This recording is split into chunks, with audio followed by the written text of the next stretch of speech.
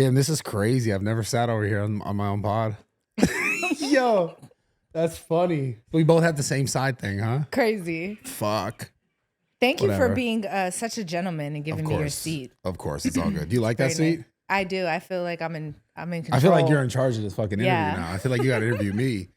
Well, man, I guess kind of like where I want to start really is just like what I find so interesting about you. Obviously, you're still making content. You're still like in this sort of like industry and space, but you came up in a time when this whole internet shit was not at all what it is. Totally. Like completely different. Yeah. What did you like when you first started? Were you trying to be in like that like celebrity space, or like how did you find yourself like getting there? It was all by accident. Yeah. I swear. It was like I didn't talk for like 2 years. People thought I was Swedish. They didn't even know what my voice sounded like. And then this was at a time, excuse me, when Perez Hilton was still like drawing cum on people's faces and shit. Yeah. You know, and then he came out with like that anti-bully campaign he did, and everyone was like, you're a fucking hypocrite. But yeah, it was just like blogs and stuff. And then I think Twitter came out, and I asked Nicki Minaj, because I didn't have Twitter for like 2 years, and she was like already popping on Twitter. Yeah. But I was like popping in like the blog world. Which is then it was related to what, the hip hop scene? Kind of, yeah. I mean, it was entertainment. I mean, it was still like People magazine, you know, it was still like tabloidish. But how did you get there? You know what I'm saying? Like, how are you even, because not everyone just like, yo, I'm just in tabloids.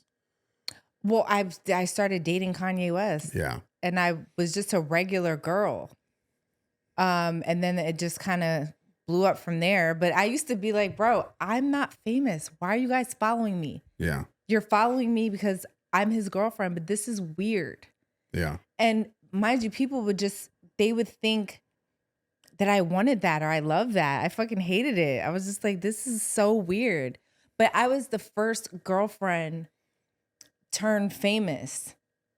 There was no other girls before me that happened to. So now there's a bunch of like little famous girls that have like, you know, rapper baby daddies or athlete baby daddies, and like people care. But I was the first one that just like popped up out of nowhere. And so prior to date, like how do you end up dating Kanye? Like how does that even? He just I flew out to do a music video. Yeah. Which one? RoboCop. Okay. From 808s and Heartbreak. I flew out to do a music video, and honestly, we just like low key fell in love. Like at first sight, or was like just we just hung out. We just hung out for like a week or two, talking about how very professional. Yeah. It was a very professional setting, but talked about what the video was going to be like, and I had to get fitted for like the robot outfit. Yeah.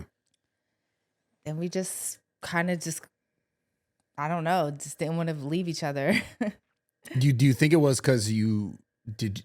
I mean, I don't know about the relationship at all, like more than what you're telling me, but did you want to be in that lifestyle? Like, was that just like? No, I didn't even think about it. I didn't. Here's the thing. When you're so young and so green, you're like, okay, he's famous. I'm his girlfriend, but this is his world. I'm just in his world. But what happened was it became my world by accident. Yeah. Because I don't know if you can. I can't think of any other celebrity girlfriend that no one knew. And then she just became famous just off her look alone. Yeah. I mean, at that time, no. I mean, it's like would have been like the one who's done it all would be the Kim Kardashian after the Ray J thing. Yeah, but she already had a famous father. Yeah. She already had out of the blue. I came from absolutely nothing. Yeah. Out of like full obscurity. And then all of a sudden paparazzi's following me. What was your life like prior to all that? I was living in the projects in the Bronx. Yeah. I was a regular girl. I was loved. I had friends. I've always been cool as shit. Always had a cool personality. But I was just a normal, regular girl. Did you start sex work when you were 15? Is that true? I never did sex work. Never did sex work? No. Just like in the clubs? Just dancing. Yeah. But at that age?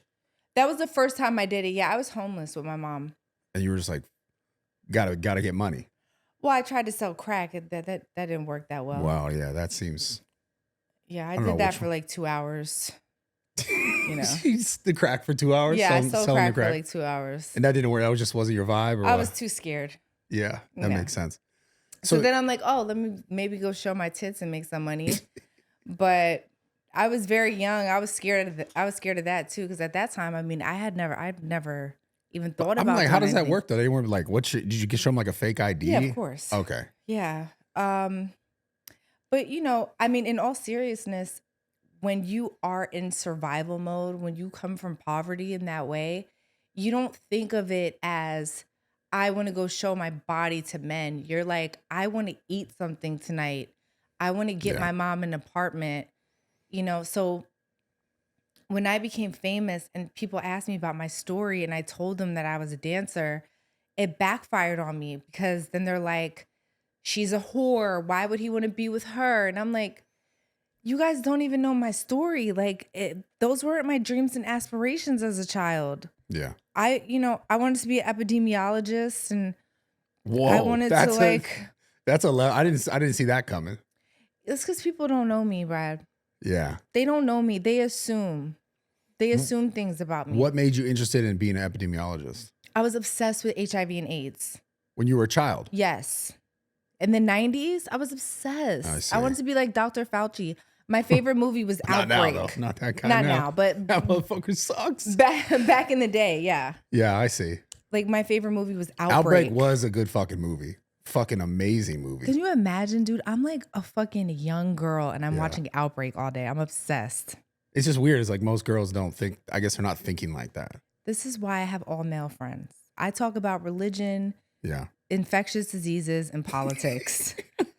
What got you into politics? Girls are like, get this away from me. What got you into politics? I don't know. It's so cancer. It's so. I like it too, and it's like one of those things I can't look away from, and people just argue, but it's gotten so crazy nowadays. It's like, I swear, just like literally an hour ago, I'm texting my mom. She's texting me all this crazy shit. She's she's a lot more liberal than I would consider myself, and she's like 60 something. I'm like, why does this sway your life so much? Like, it just seems like, obviously everyone wants, hopefully Americans want America to be better no matter what. But for some reason, it's just like, we're in this divided, we have to hate the other side no matter what period sort of we're in. It seems like it's just a never ending cycle. Like, it's not going to go in the direction we truly want it to, because it just seems like it's a measuring game of who has more power. And I guess that's what politics are. It is. I mean, it really is like religion in a lot of ways. You have to just have faith in the person that you voted for. Yeah. That's all you can do. If they fuck up, you voted for them, it's on you. You know what I mean? But you have to just hope for the best and expect the worst. Why? Because in 2016, you weren't really a fan of Donald Trump. Why did you switch your viewpoint? Oh, man, I was a super feminist liberal. Yeah. And I think that's because I was brainwashed living in LA, thought I was doing the right thing. I used to tell people I was pansexual, knowing that I only wanted dick. I only wanted to be with a man. I was definitely very hetero. Why did you say that then? I just felt like it was the politically correct thing to say, because I had been brainwashed living in LA. And I'm very open and honest about this. I think to say that you're pansexual is to say, like, I can love anybody at any time if you're a good person. Cool. Nothing wrong with that, right? Who am I to judge? But I was being a hypocrite because I wasn't living that life, right? Yeah. I knew ultimately I did not want to be with a trans person romantically or a woman romantically. And me identifying as that was just me trying to say that I'm all inclusive and I'm for everyone. Yeah, I just wonder why that whole thing got so, like what you're talking about, the virtue signal of like, you should say this is the right thing to say. Right. I just wonder where the fuck did that even come from? Like, because I don't remember when I was a child, like we never had any conversation. They weren't Wasn't even a talking thing. about this shit on the internet. It was not a Not thing. the internet, the television at the time. Mhm. And then it just, I don't know, around social media. Well, you're my age, right?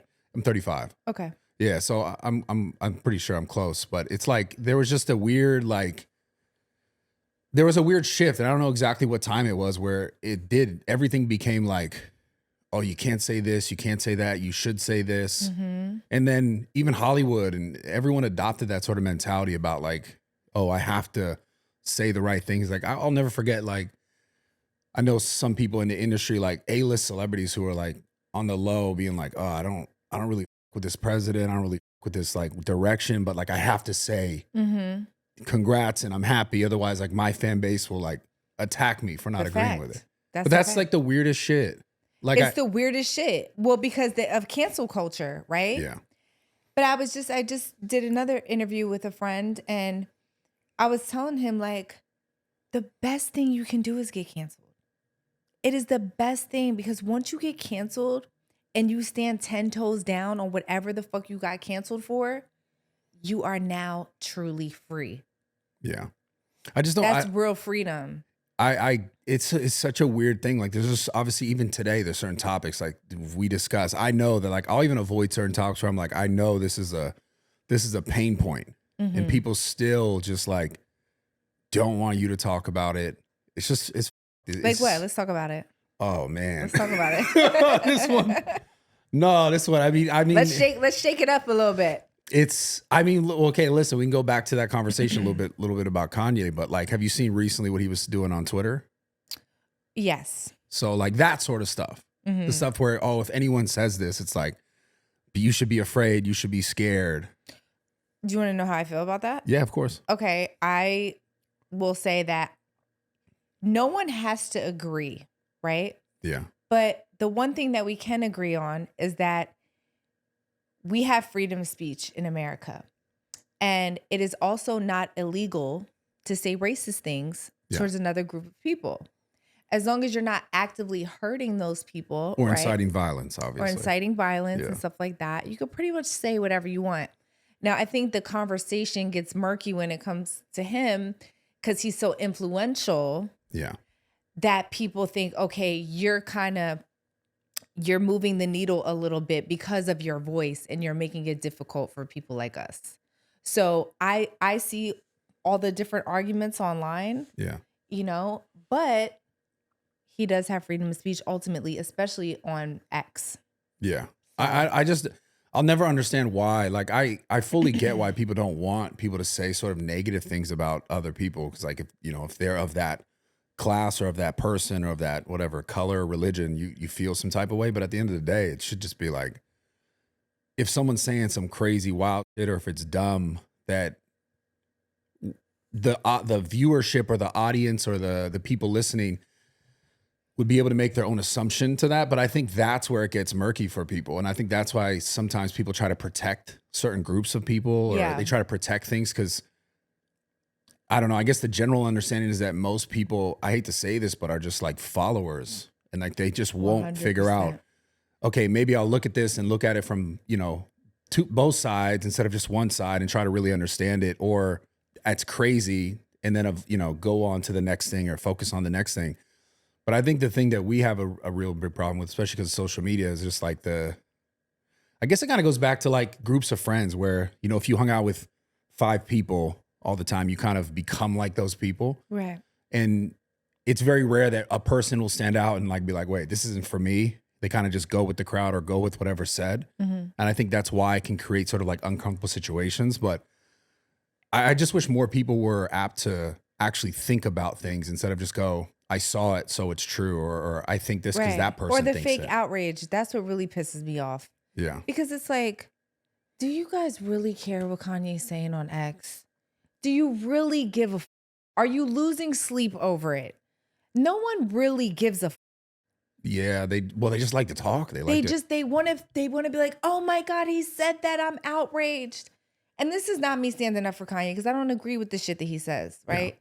But at the same time, you really don't give a fuck.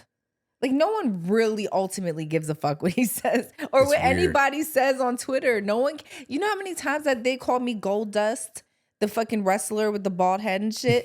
They call me Mr. Clean. They call me fucking. I get that too. It's just, you just laugh at it. You don't go home and cry and lose sleep. Yeah, I think it's different though, because you talk about like you're relating it to yourself and to me, or to like Kanye, the people who are like in the space or have been in the space and have the thicker skin because they're used to the criticism. Yeah. So it's like it's different. Like a quote unquote normal person. Obviously, we're all normal people, but someone who isn't used to that sort of reaction, and they're more so trying to get reactions from people. I think like it's just social media has created like a really weird space for that sort of. I mean, if you look on X, you'll see people saying the hard R, right? Yeah, and like, that's a recent thing. That's like the last 2 years. No one really cares, because they're trying to get. They want to troll. They want to say the hard R so people can just be like, "Why would you say that?" And they get more followers. Yeah. It's all bullshit. No one ultimately really cares. Yeah, and that's the weird thing. But I don't think people really. Do you think people listening or watching or viewing, like the audience, do you think they get that? Yes, I think they don't really care. I think that they want this fake outrage so they can get validation from other people. See, the reason why I would agree, but the reason why I don't agree rather is because like I'll have conversations with my mom who will literally see tweets or things or news articles, and she's like 65 years old, and she's like, "This is so bad. This person's so like." I'll have people on my podcast or people that I've done podcasts with. Myron's a good example, or Tate's a good example I've spoken to, and like she'll see an old clip and be like, "I can't believe you interviewed this." It's like, what? Like, but that's a real person. My mother being like, "Why would you do this?" Because I saw this and that. I think the older generation, I understand that. I'm talking about people actively on X or social media. I get it. You don't think they really care? No. Yeah, I see what you're saying. I don't think they really care. But there are groups of people who see it and they take it for like face value, and they go, "This is." Yeah, this my is mom so does bad. the same thing. But like, okay, fuck. But also, do you think your mom really gives a shit? Like it's affecting her life, or do you think she's just having conversations with you because she's a bit appalled about the things that you talk about? No, I think she really gives a shit, because I literally have to text her like, "Yo, why don't you just focus on your real life?" Like I'm literally texting her this shit. I'm not even kidding. I swear to you, like I couldn't believe I had to have this conversation with my mom. Like, Mom, calm down. It's okay. Yo, like I'm not kidding. Look. Like you can see this. Like, well, look at this. Like this kind of shit. Oh my God. You see what I'm saying? Yeah. And so I'm just like, yo, just like That's tough. Yeah. it's rough. Yeah. So obviously there are real people that are like seeing stuff and they're making it like they're embodying it somehow, which is like, what are you doing? That's very interesting. And I could say like disconnect, but it's easy for me to disconnect because I've been on the internet for so many years. So it's easy for me to go, oh, this is just the internet. Yeah, exactly. So, I feel what you're saying though. And maybe you're right. Maybe we're just desensitized. Like I feel nothing. Yeah. Like, I don't know if that's a whole nother problem. I feel absolutely nothing. Fuck, bro. it's crazy. Fuck. Like you can say whatever you want about me. I feel nothing. So is there something that makes you feel something now? No, not much.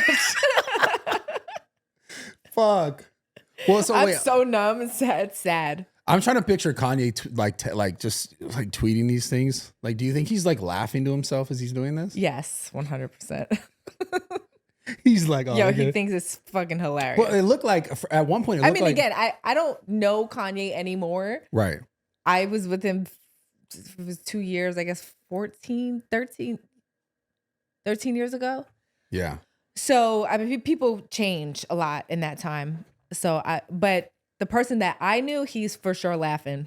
Yeah, God damn. 100%. All right, guys, quick and rush for the podcast. SeatGeeks. Listen, literally the easiest app ever to book any sort of tickets, festivals, everything. I'm looking right now, honestly, at the Clippers and the Lakers because I kind of want to go see Luka and LeBron.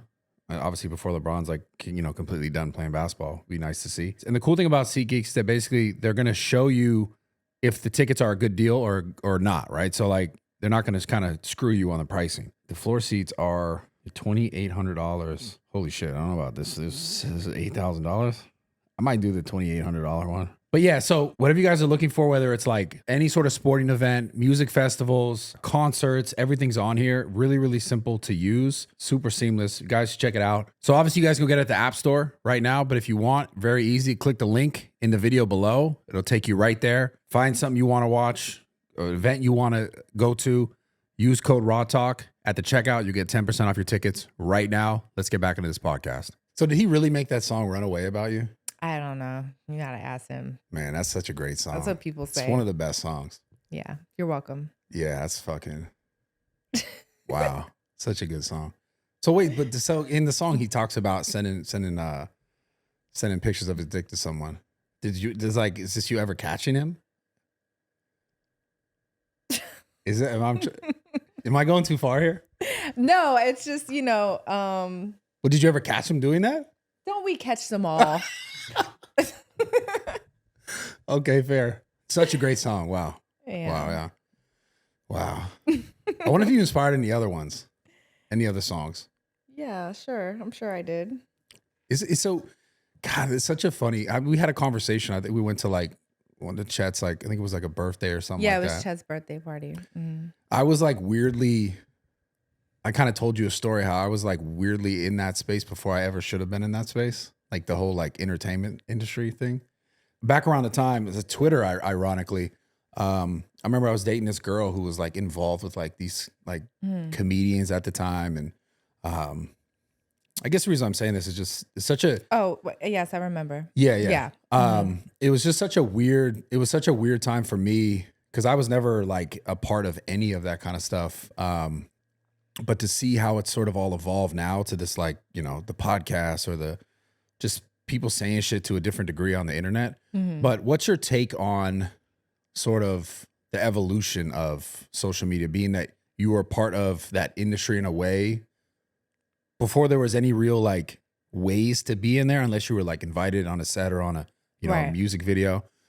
Like now, that industry is particularly, from what you see, is it completely different, or is this they're just hitting up girls on Instagram now and like come to videos or?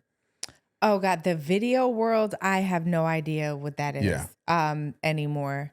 I will say I feel like I was I came late in the video game where the video vixens weren't as famous as like the video vixen, what's her name? Melissa Ford and all them. Like I came after them. Yeah. But now I feel like it's just a bunch of raggedy bitches in Is that industry? videos. It seems to be like it's sort of, I don't know, maybe just the celebrityism in general is just kind of like dying out. And people are more like, Yeah, I feel like back in the day, like all the strippers were like gorgeous, right? But then now they're on OnlyFans, so they're home like taking care of their kids and like just giving the content, right? So you don't see them out anymore, or they're wifed up, right? Yeah. So now you got like just the stragglers left to do the music videos. stragglers. Do you still do OF?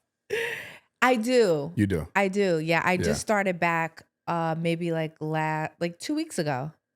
Do you enjoy doing that kind of stuff? Well, okay, so I do it different now. So during the pandemic, I was like showing my tits and stuff. Okay. Cause I was like, I made a couple $1 million. It was easy. Fuck it. What's the most you ever made in a month? I made a lot of money. Like more than, I'll just give you over or under. More than 3 mil. Yes. Oh, wow. Well, congrats. Yeah. So could I borrow 50 in bucks? a month. Yeah. Yo, I got you on $50. Thank bro. you. I got you. Oh, wow. But now I don't do that anymore. No And tits. No tits. Okay. No tits. No ass. No, none of that. Teach me about to cook or what? No, I do. I still do like sexy stuff, but it's in like pajamas or like just cute stuff. But my kids are getting older, and I just, I want to get those scrubbed from the internet. Those other pictures, I want to get them off. Yeah, I feel like you can't. I feel like Reddit just won't let that happen. Fuck, it's Reddit, You know what I'm saying? bro. Reddit It's will Reddit. not. They will not let that happen. God damn. Someone will keep Reddit. that on archive, and then as soon as it's gone, they're gonna put it right They're back gonna up. put it back up. Yeah. Well, maybe I can get most of them off, but yeah, I don't know. And honestly, my boys, they're like my best friends. They wouldn't. Yeah. My kids honestly wouldn't give a shit later in life. They'll be like, bro, I don't. Do you think though, I mean, your situation is probably unique on that. I mean, you've been so much in it for so long that it's probably easier for them to just like, this is bullshit. Yeah, they know that. They know that it's entertainment versus who their mom really. They know their mom, obviously. Yeah. Do you know about the Lily Phillips thing? No. Okay, the girl who's like slept with 100 guys or some shit for OnlyFans. Yes. Okay, so you know about that. Do you I think didn't know something her like name. Sorry. you know you're good? Do you think something like that though you could like get past? What do you mean get past? Like will that ever leave you? Like if she was like, I'm gonna try. She Some man will marry her. Yes. Yeah. For sure. For sure. Some man is gonna marry her, give her a kid and a family, and she'll be fine. Yeah. So you don't think? I've never done porn. I've never done anything like that. I was a dancer. Yeah. So when my nudes got leaked to the internet years ago, I was like, there's titties. Won't you? I don't know. Maybe I am desensitized. Well, no, I mean that is kind of whatever. I just feel like you see one pair of tits, you've seen them all. Like who really cares about titties? You know, a lot of people like titties, but I'm not trying to underplay titties. People like that. I get it. You know, I gotta see what you're saying. I'm just saying it's not a vagina, right, or an asshole. Yeah, it's not a titties. sex scene. It's not a sex scene. It's not porn. It's like here's a little tit. Right. Give me money. Fuck. You started the whole SlutWalk thing, right? Yeah. Is that not something you're proud of now or what? No, it is not. What changed? I'm just not a raging liberal feminist anymore. So you think that was just born out of like the fact that you thought it should be okay because people made you feel like it should just be okay? Well, I think that people didn't understand that most of the time when women do this, they either have some type of trauma, like your friend, the girl you just mentioned, or they're just in survival mode and that's all they know. But she was convinced she has no trauma. Her family's great and they think it's amazing what she's doing. To each his own. I'm just saying, no, I don't necessarily believe that. Okay, but I'll even go a step further, right? Yeah. There's the reason why, oh my God, I can't believe I'm saying this. The reason why porn stars are inspiring in a way. Okay. Is because they fully live out their fantasies, right? Mm-hmm. A girl like me, whatever's up here in my mind, and I think about, damn, I wish I could do something, maybe not like that, but whatever I think about, right? 9 out of 10, I'm never going to do it in my life. I'm never even going to try it because one, I won't feel safe. I don't know people like that. And I just feel like I would feel bad about myself after. That's just how I am. That's how I'm built. I would, if I were to do anything like that, I would feel really bad about myself. It would be hard to sleep at night. But you think there's some aspirational nature to that? I think the only aspirational part to it is that this is something that she's not forced into, maybe her all-time fantasy, and she's following through with it and she's making money. Now, I'm not saying that to say it's aspirational as in people should do it as well. Yeah. But I'm saying for her personally, she says she comes from a good family and that's just something she wanted to fulfill. I know how much I made off showing my tits. Literally pulling a bra down, not even all the way off, and then going like this. And I made a couple $1 million from that.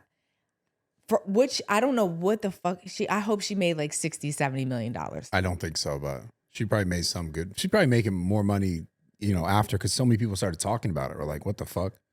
And some other girl come out being like, I'm gonna sleep with 1,000 dudes. Some other girl was like, what the fuck are we? What are we one up in here? It's just, I don't know. Well, that's the thing that I'm interested in is like, that's like, where are we going with this? Like, how is that the aspirational? Like, if you can't. That is not aspirational. I'm saying to follow your dreams is aspirational. No, that's all I'm saying. I get it. To follow your fantasy dreams. But that's the thing is like, this a good example is the other girl comes out and she's like, I'm gonna sleep with 1,000 guys, and there's like this weird sex work beef, and it's like, I think I saw that. Like, what are we like? Where are we going with this as a society? Is it like I'm now gonna sleep with 2,000 now? Yeah, or like that's like that's now the goal. It's like fuck being a nurse or fuck doing something that's like sort of adding to society, in my opinion. But it's also like, why?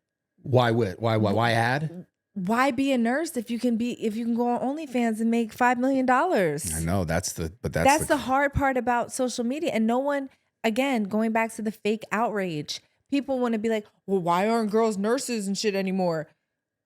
Why the fuck would they be?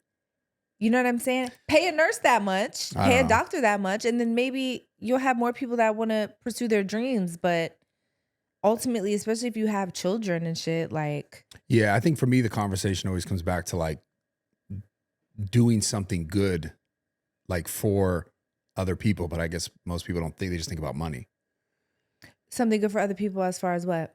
Like, just if we're talking about in this sense, right? Being, let's say it's a nurse. Yeah. She's obviously, they're making money less than a sex worker, OnlyFans, whatever. But they are doing good for other people. Like they picked a job that is helping other people. Like that sense of just, I don't know, accomplishment or like purpose. But you gotta think if a girl on OnlyFans, right?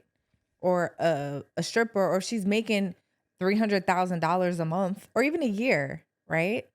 And she's taking care of her family. It's equivalent to the same thing. You're talking about the purpose within for your family, right? Yeah, but then she pulls out a 7-Eleven and she can give out $1,000 to a homeless guy easy. Like it's nothing. Here, go have a good time, bro. Yeah, I see. So it just depends on how you look at life. You know, it's not for everybody. I wish I don't feel like I've been blessed. I made a lot of money in my life. I feel like with OnlyFans now, it's just another revenue that's just coming into my household, because it's just, hey, I got to go do a podcast today, you guys. Like, come and check it out, blah, blah, blah. And then I'm putting that on OnlyFans, and they're just getting a look into my life that I don't put on Instagram. Right. Well, yeah. I mean, that's the interesting thing about OnlyFans is it started as, I think originally it was going to be like a fitness sort of centered app where people were just going to put their workouts that you can come purchase. And then it evolved into this whole like, sex work fucking. Yeah, for sure. And I think it does have a stigma behind it. But a lot of people on OnlyFans are not doing porn. I've never done porn in my life, ever. Yeah. Even when I was just showing my boobs or like sexy pictures and stuff, I didn't do it with other people. It was just me. Yeah. You would never have done it.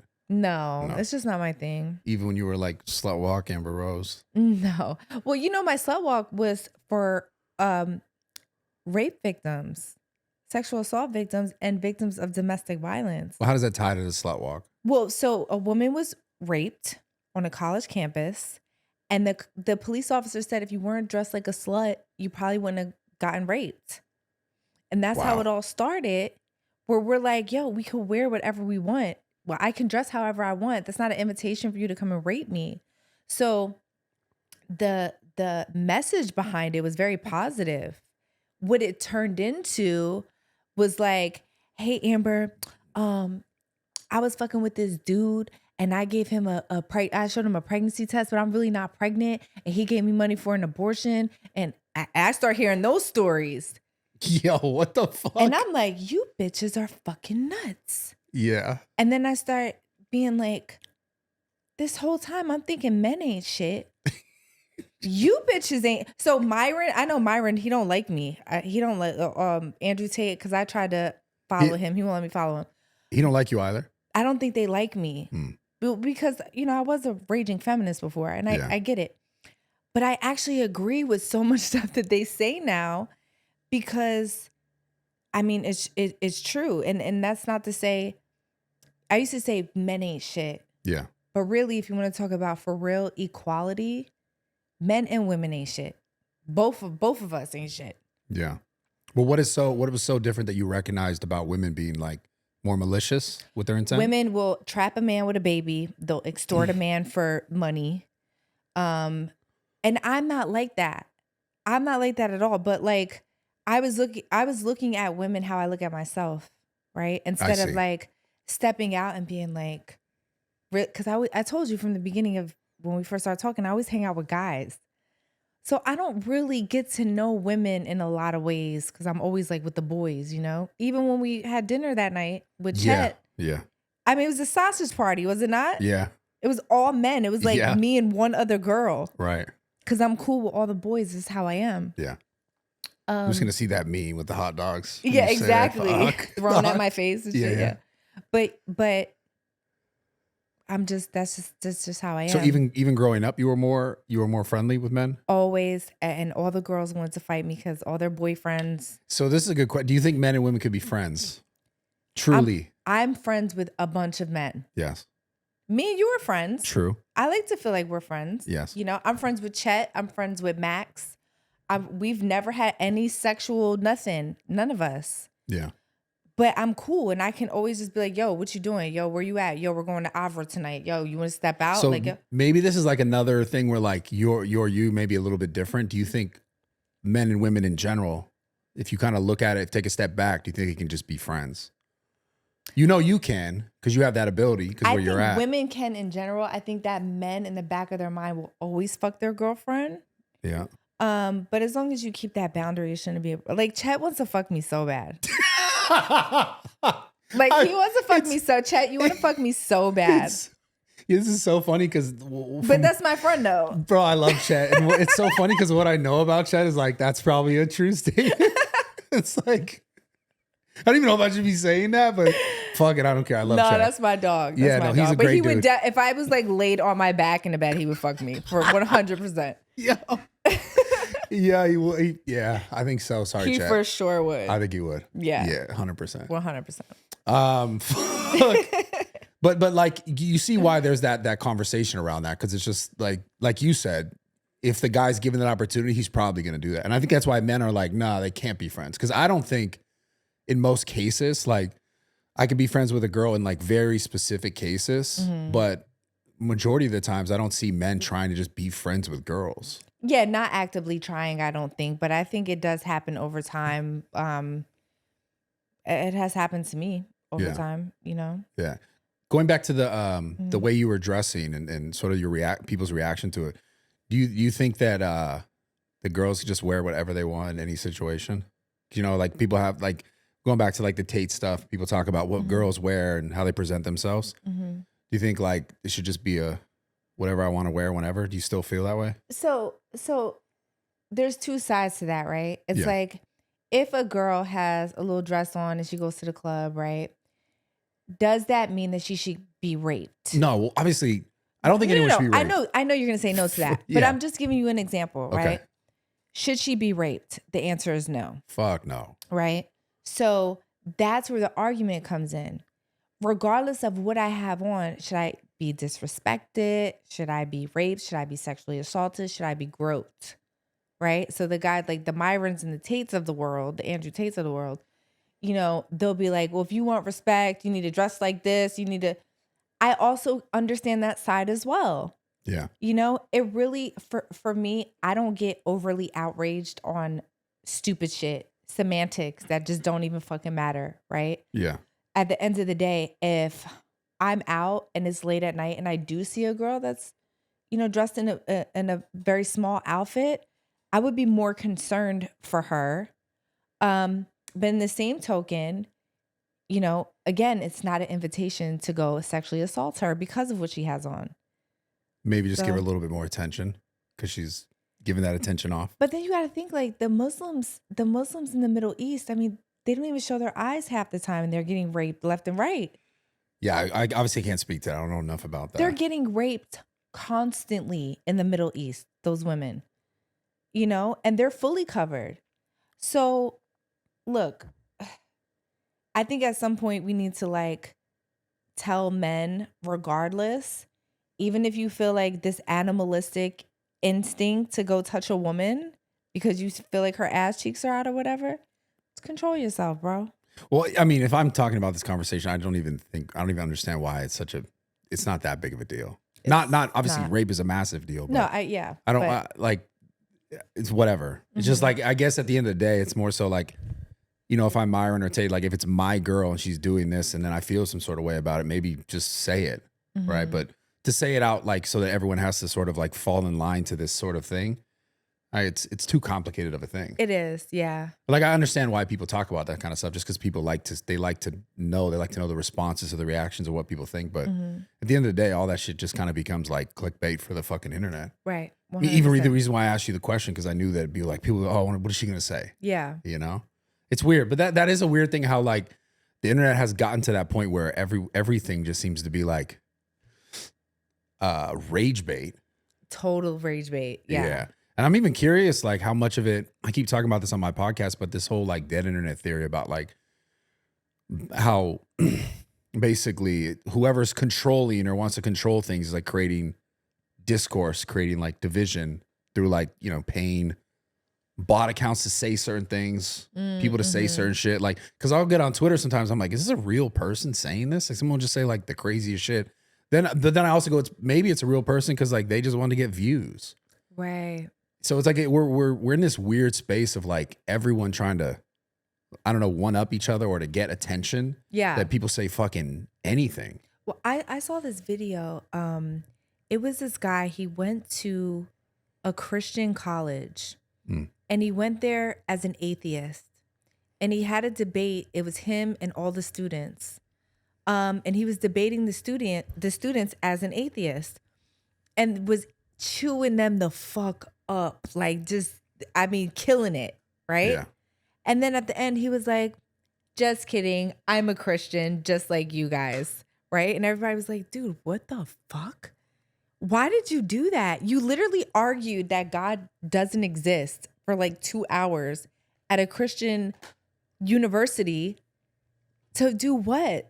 It was just, that's the rage bait shit I'm talking about. Yeah. It's just like, just the craziest shit where you like, I mean, that probably has like 1 billion views. I'll send it to you. Yeah, send it to me. Yeah, when I'll But find it's just, it. it is weird. We've definitely gotten to a place where everyone is just competing for viewership or likes or like validation in a sense. Yeah.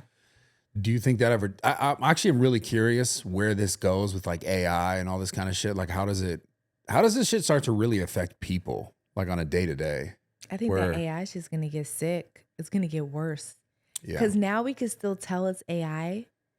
It's still like in the beginning stages where you're like, man, that big ass octopus is a fucking AI. Oh, you're talking about yeah. You know, yeah, you're I like, see that shit. That shit is fake, you know? Like the sea creatures and shit. I'm like, Yeah. oh, it's not real. Yeah. But for a second, you'd be like, damn, is that like a giant squid? Like, this is crazy. Yeah.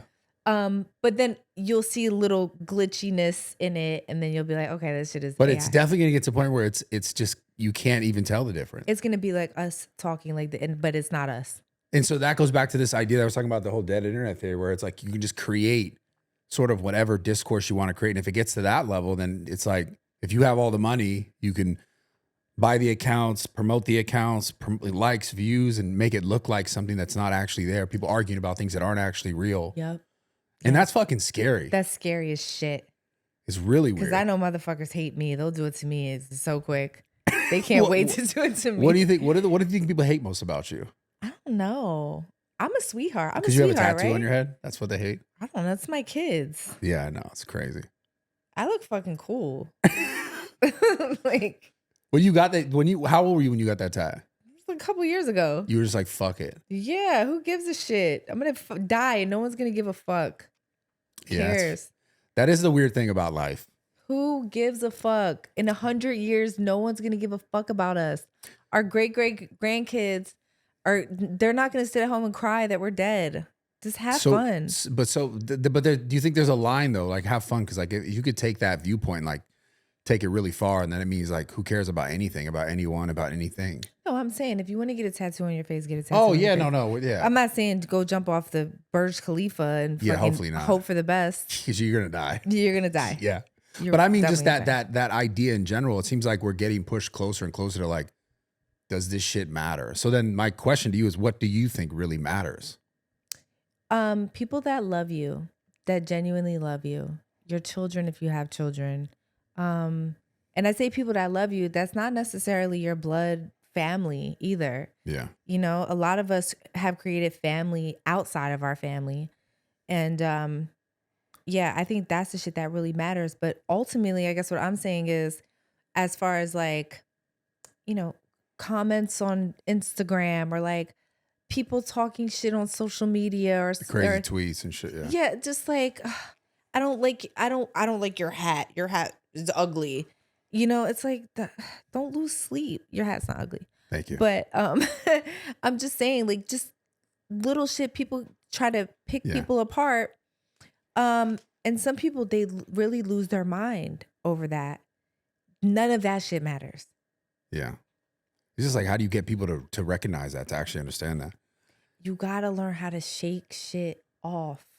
I don't know how to teach that to anybody, but to really shake shit off is an art. Was there a time when in your life where you found it way harder to do that? Because I'm assuming Not like way harder, no. I'm just trying to think like when you first got into the space, the whole Kanye thing, you're getting popular. Mm-hmm. People obviously say whatever the fuck or put you in a tabloid at the time. It would have been the thing. Yeah. You know, you read it, you see it. At the time, were you still as this doesn't matter as you are now, or did that change as you got older? Well, I'll tell you, if it was about me, I really didn't give a fuck. But back then, it was like media takeout, and Perez Hilton, even MTV at the time, they would literally just pull stories out of their asses. That nothing, like no, they didn't check anybody.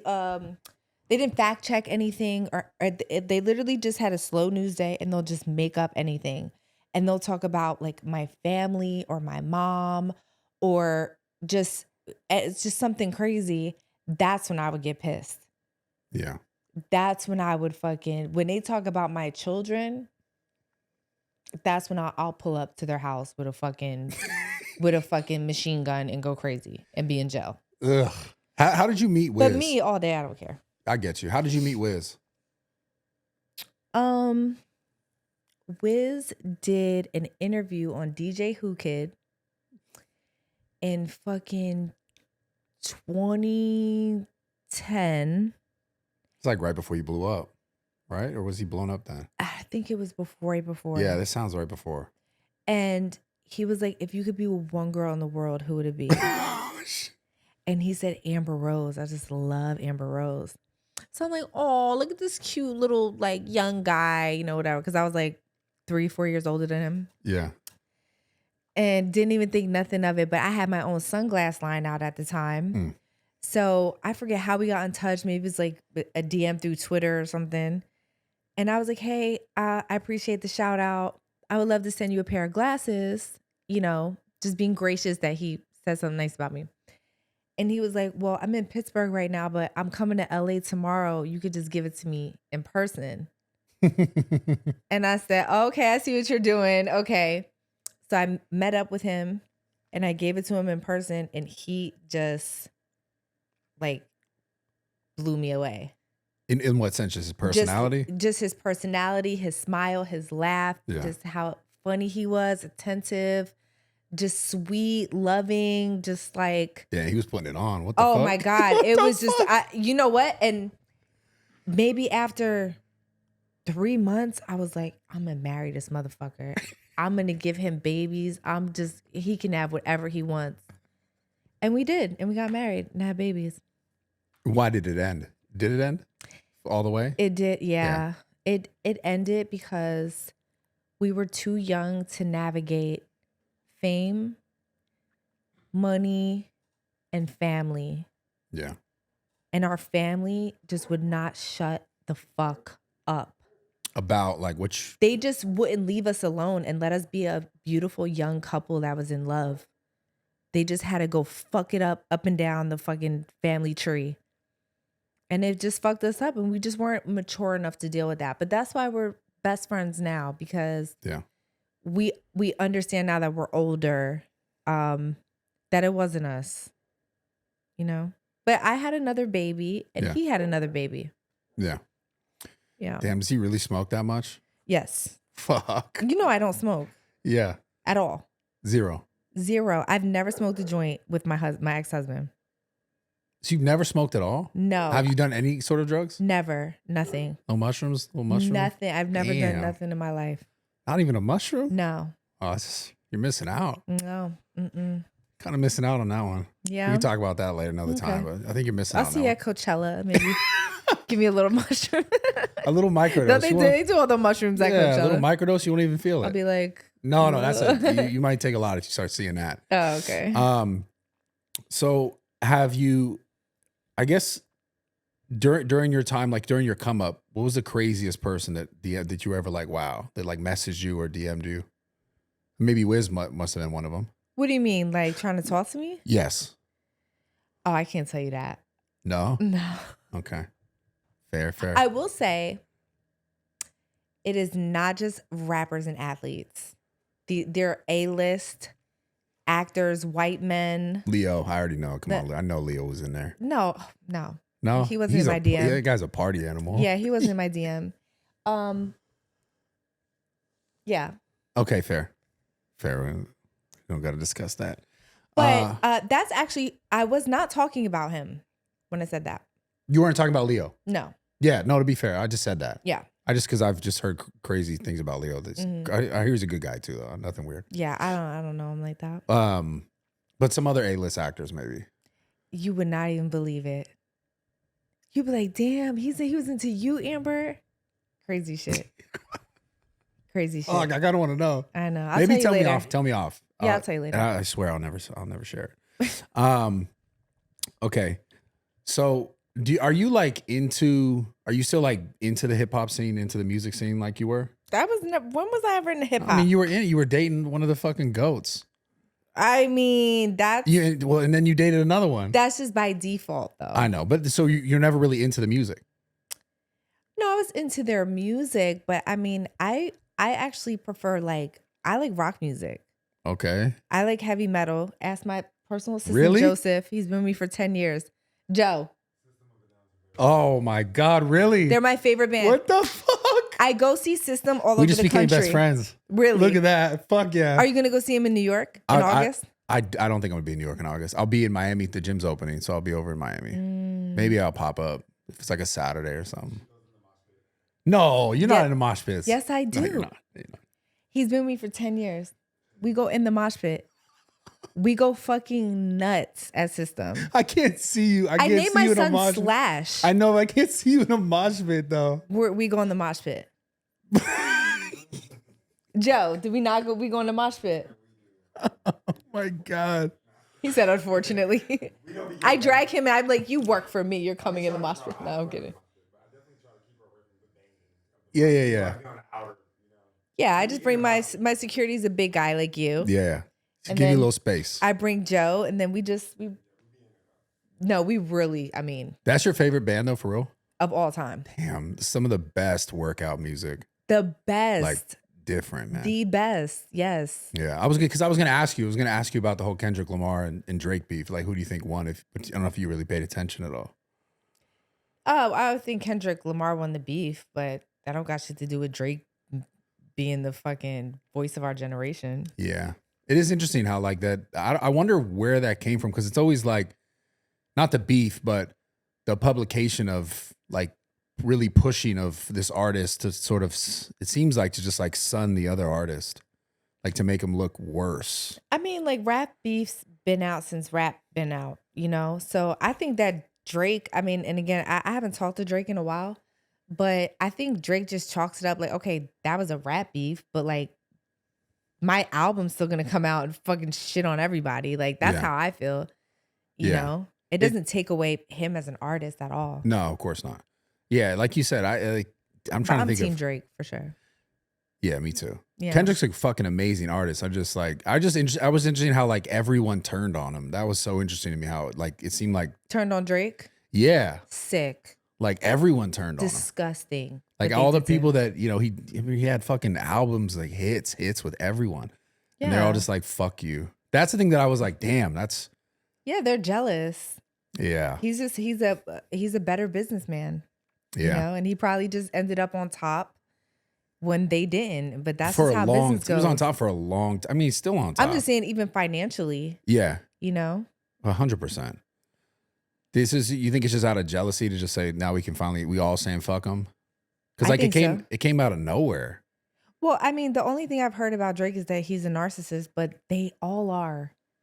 They're all narcissists. if you are in the music business, you are by far a fucking narcissist. So put him in a pot with everyone else. Like, you're mad that he's just more successful than you, Yeah. or, you know, he has better lawyers. I mean, he is Jewish. Yeah. You know, better business managers. He's better with money. Yeah. He's better with fucking contracts. I don't know, but it's giving that he just did everything right. Yeah, and they're just mad. Yeah. Exactly. So you gave sort of like, I don't know, like was this a speech was it at RNC? Yeah. The How was Republican that? National Convention. It was wonderful. It was one of the Like, best days of my life. did you get hate? Did you get love for that? Yeah, I got canceled. Nah, you can't really get canceled. Best day of my life. It was You amazing. think that actually was like canceling of you? That was. Yes. Why do you think? Well, you only can get canceled by one side, right? Right. Yeah. Somebody's gonna agree with you. Yeah. Right. And that's the other 50%. So who gives a fuck? Yeah. You know? What was the canceling of you though? Just because you agreed with someone, or because you like someone? Yeah. Yeah. I mean, that's how stupid it is. It's like, But that's the thing that I think is so fucking. The whole thing is like why did you get into the politics stuff? I started talking openly about it. yeah. So did you watch my speech? Not the whole thing, no. You watched the one on my page. Yes. Okay. Yes, exactly. So there's one part in my speech where I said, I just want to thank my father for opening my eyes, because he, you know, when I was on the left, you know, my dad's white, my mom is black. And I would go to my dad and like, Dad, how the fuck do you support Trump? Okay. He's racist. He hates black people. He's racist. Right. Yeah. And my dad's like, Amber, no, he's not. You're listening to left-wing propaganda. It's all bullshit. So, You're good? yeah, I have like short-term memory. It's so bad. Holy shit. Well, what happened? I got hit in the head with a steel ball on New Year's Eve. Someone like threw it at you? You think it's funny? Well, no, I don't think it's funny. I'm sorry. I didn't mean to laugh. It's just like, I didn't know I'm how just to kidding. react. Sometimes when things are like bad, I kind of like laugh Yeah. because I'm like, I don't know how to react to that. Yeah. I just had a crazy dizzy spell. For people that are watching, I like, sometimes I just forget what I'm going to say and I just get like really, really dizzy. But it was equivalent to like a bowling ball being thrown at your head with momentum. Like, I literally passed out and I was in the hospital. I was at Cedars-Sinai by 12 o'clock midnight. This past New Year's. Yes. And so does that like regularly just fuck you up randomly? Just every now and then. I don't know. Maybe if I get like too hot or like something. Shit. It's like I kind of crashed out. Like, I feel like I don't know how, you remember how many podcast episodes that was? I was like, yo, I got to take a sec. I'm getting bad vertigo. Yeah, like 2 months ago. I was like, oh, I got to stop. Yeah. So I get it. You're good. Okay. I think that's what happened. No worries. Now. We were talking about the speech at the RNC, basically. Okay. The speech at the RNC. And what you were saying, and you were going to kind of talk to me about a little bit about what you were saying. And then I was just kind of curious how you felt canceled, basically. For doing yeah. I mean, well, being canceled is like, you got to think, the day I endorsed Trump, I had like 60,000 comments under the post. I was on every blog. Everybody was just like, it's over for her. She's canceled, blah, blah, blah. But it's all like just words. It's just all people talking shit, because when I go outside, everyone wants a picture with me. Yeah, when I was actually with you that night, we went to go eat for Chet's thing. Like a bunch of different people came up and like, they were actually, thank you so much. And this was in California, by the way, obviously. Yes. They're like, thank you so much for doing that. We really appreciate it. Like, must have been like 3 different groups of people that came up to you in person and were saying, because this must have been somewhat recently after. Yeah. And they were like, thank you so much for saying blah, blah, blah, whatever, you know, and it was just kind of like, it was cool to see. Yeah. So. Yep. Yeah. So, I mean, I was super, super nervous. You know, Trump called me. He literally called my phone. I was in Miami and he called my phone and he was like, Amber. And I just knew his voice. Of course. And he was like, I would love for you to come and speak on my behalf at the RNC. And I said, of course, Mr. President, I would love to. Right? So I get off the phone. I said, what the fuck is a RNC? What the fuck is a RNC? I don't even know what an RNC is. But of course I said yes to him. Yeah. Right? And then I had to Google it and shit because I didn't know what RNC How do you think was. you got your number? Through a mutual friend. Yeah. Yeah. But yeah, it was crazy because it came up like Trump something. On the phone Like, call. yeah. Oh shit. It was sick. Official. Yeah. It's like he has his own like not landline, but like he probably has like 30 numbers he can call from or something. Yeah, he's fucked. He's got the whole. I mean, now he's got the whole CIA. He got everything now. Yeah. He can do anything. So what was that? What was that experience like? You went in there and it was. So it's funny. I was just telling my cousin the other day and my assistant. So when you walk into the RNC, because it is very Republican, there's a lot of white men in suits. And it is very intimidating because they look very prestigious, like very prestigious, like clean cut, type of guys. But before I did my speech, it was kind of intimidating because no one knew who I was. So I was kind of Gen Pop, right? I was in like Gen Pop as far as like people go at the RNC. Right. And then after I did my speech the first night. So there's like 3 other nights after mine. So everyone was like, "Oh my God, what's your name? I had no idea who you were, but you killed your speech and blah, blah, blah." So then they start telling me their stories. And what was so crazy is that either like the guys were like, "Oh, my wife is black and my kids are biracial," or "My mom was a crack addict growing up. My sister died of fentanyl. My brother's a drug addict," like just all, or "I'm an ex-recovering addict," or "I was molested by my parents and then I got adopted." And I'm just like hearing all these stories and I'm like, even though I was still on that side and I was speaking at the RNC on behalf of Trump, I still prejudged those people just by how they looked. Even when I first walked in there, I was intimidated. Like, this looks like white generational wealth. They want nothing to do with me. And that was really just my insecurities because they were all so nice and so loving and so, what I love about the Republican Party is that they don't give a shit about race over there. If you're an American, everyone is one family. Yeah. And they just make you feel safe and comfortable and within just being patriotic, Yeah, it's I wonder why there's the stigma that it's like the race is like I mean I don't wonder why. It's literally the opposite. Right. The Democratic Party is the racist party. Those motherfuckers historically are racist. It was too. Historically it was birthed out of that. Like it was the party that they were like they were the racist people. Yeah. But I think they wanted slavery. Right. That was the party of it for sure. Like historically, like you can fucking fact check this. But I just think it's interesting how like it kind of goes back to what we were saying earlier about how it's just everyone, we gotta just make everyone hate each other. I just wonder if, I mean, the whole 2-party system thing is like in the long run seems like it's never gonna stop this cycle of hate them because they don't agree with you because this person wants power or that person wants power. I just don't ever see it like really.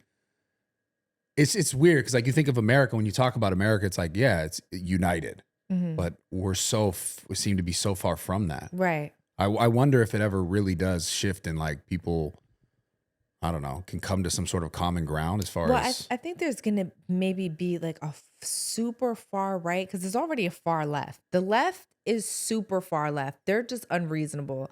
They want 89 genders. They want, trans and rainbow flags in children's schools. They want books about men fucking each other in elementary school books. Yeah. All kinds of adult content. They're on some weirdo shit. The right turned into what the normal left used to be. Yeah. I hear that a lot. And that's why I resignated because I was on the left and then the left just got fucking weird. Well, why do you think that happened though? What do you think the whole, what would the agenda have been? I mean, like pedophiles. But it's like if you can brainwash the youth, you can brainwash the next generation. Of course. Brainwash them into changing their gender. You can get them to do anything. Yeah. You know, eventually in 10 years they'll be adults. Then they're puppets to the super PACs, the powers that be that control the world. You know what I mean? Yeah, I'll never forget. I always try to see both sides. I've really tried to like. I mean, I have conversations with people all the time, even on this podcast, that like are a lot more liberal than I am, or believe completely different things that I sort of believe, because I like to have that kind of conversation. But I'll never forget though. I was randomly like in San Diego at some random beach. I forgot why I was down there. But I talked to some guy came up to me because kids were taking pictures with me. And then he comes up, he's like an older guy, and he's like there with his kids. And I was like talking to him. This must have been, I don't know what year. It's been like two or 3 years ago. And he was talking to me about how like in real time, he was telling me a story of his kids were in school and they were, because I didn't know this to be true, because I'll have these conversations with people that were, a little more liberal, and they're like, that's not even happening. That's not even real. That's just something they're saying so that, they can create outrage. Talk about the schools? The stuff in the schools, and the teaching of the kids in the schools, right? And he told me in real time, he was like, no, this is like a real thing that I had to deal with my child. Like, I don't know if their kid was like 8 years old or something. And he was telling me about it, and I was like, oh, that's real? I didn't even think that was real. What did he say was real? So this one specifically had to do with like the idea of wealth. And he was telling me how there was a teacher who was basically telling his kid, it was some question about like, oh, this guy has a Ferrari, or some kids were saying something about having a Ferrari, like these young kids. And the teacher, right, is just another human with like ideologies of their own. And they're like, well, that he should get rid of the Ferrari and like give his money away to like homeless people or something like that. And I was just kind of like, he was telling me this. He was like, I just don't like, why is my 8-year-old having a conversation about like socioeconomic stuff with some like whatever 28, 30-year-old teacher who's like telling my kid about this sort of interaction? It's like, because like from me looking in and him looking in is like, well, you don't know how the person got to that Ferrari, how they got to that sort of success or wealth or whatever. Their money. Like, why would they just give it away? But you have my beef is with like the teachers, the people who are just inputting their sort of ideology on how things should be with kids, where it's like, just teach the fucking kid about math. Right. Or teach the kid about social science, or like something like history. Or even in college, right? Pose the question and let the kids talk about it. Yeah, but this isn't even college. This is like young kids because like imagine you're an 8-year-old and you hear the teacher go, he should give his money away to the homeless people, and it's like, oh my God, it's an 8-year-old kid. They're gonna look at the adult and be like, okay, that's right, and then that's ingrained in their mind. They're learning these things that it's like, why are they even having this conversation? Period. And when we go back to the whole like, the sexual identities and all this stuff and talking to kids about it, it's like, I'm confused because I'm like, I don't remember ever being, when I was that age, we didn't talk about heterosexual, gay, nothing. We didn't talk about sex. Nope. It was just like, you let kids learn that on their own. Yeah. And I don't understand how along the way did we start to being like, no, we have to okay this and we have to okay that. It's like, just let kids be kids and learn at their own rate. And if they want to start discussing sexuality, like when they're of age, then do that. But like an adult, like a 30-something-year-old adult shouldn't be discussing with a child, like very impressionable child, about sexual topics, where it's like, we didn't even talk about that when I was a kid. Like again, not about transgenderism or gay, straight, like I don't care about any of that stuff, but it's like, what, like let a person decide on their own. But if you're telling a child that, like the chances of them like being like, well, maybe this is for me, or maybe I should do, it's like, or maybe I'll feel different. Maybe I'll get more attention because I'm not getting the attention at home. Maybe I can fit into this group of friends because I like this person and I want to be non-binary like them. Or they see the attention the teacher's giving this group of students, and I want to be a part of that because I want the attention there. Yeah. And it's just weird. It's like, just teach kids about math and science and fucking history, and maybe actually teach them about fucking taxes, because they're gonna have to learn that the hard way. Yep. But it's just weird. I don't understand where along the ways we just like why did that start to go so left? And I don't even just mean left as in liberal. I just mean left. Like why? Like where did we? I mean, people are fucking weird, bro. People are weird. It became a lifestyle, which I'm very transparent about. I fell into it in some way, right? Yeah. But once it got too weird for me, I did a podcast, for an example, right? I had my own podcast. And a person was on my podcast and they said, pedophilia is a sexual orientation. Bro. And I wanted to fucking jump on that motherfucker and beat his ass. Yeah, this is the like minor attracted person thing. Minor attracted person. Yeah. Are you sick in the fucking head, bro? After that, I said, you know what? I don't know where I belong, but I do not belong here. This, whatever this is not my ideology. I don't fuck with none of this shit. But that's what I'm saying. Like, do you think it just came from random people? Or do you think it's is there a greater play? Like, was there a greater play? Look, I have this conversation with my assistant Joseph all the time, right? He's a gay man. Yeah. Right? My son asked me if he was gay when he was 8. He's 12 now, right? He said, Mom, is Uncle Joey gay? I said, yes. He said, what does that mean? Because my friends are telling me that my Uncle Joey's gay. And I say, how boys usually like girls in a romantic way, he likes boys in a romantic way. And he said, oh, okay. Went on with his life, never asked me about it again. Now he's 12 years old. His Uncle Joey's around all the time. His Uncle Joey is not walking around like, bro, you want to rock this rainbow flag? Bro, you get a boyfriend yet, bro? He's not doing that. It's just his cool ass gay uncle. And no one gives a fuck. When you start indoctrinating children into that shit, it confuses them. Let nature take its course, right? If your kid's gonna be gay, they're gonna be gay. Is what it is. Yeah. You know, if they're gonna be straight, they're gonna be straight. But don't influence them in different ways. You're just fucking them up. Let them just be normal. My question is more so, do you think it's just people who are just, I don't want to say weird, but they're people who are just like wanting to have that sort of conversation with children, or it's like, no, we should, because it became a thing. They're all pedophiles. They're all sick individuals. But so I don't think you're wrong. But my question more so is like, why did it start to become a thing from the top down, where it was like, no, we have to say okay to this, and we have to say yes, and this has to be discussed, and like why was there a rally around like that?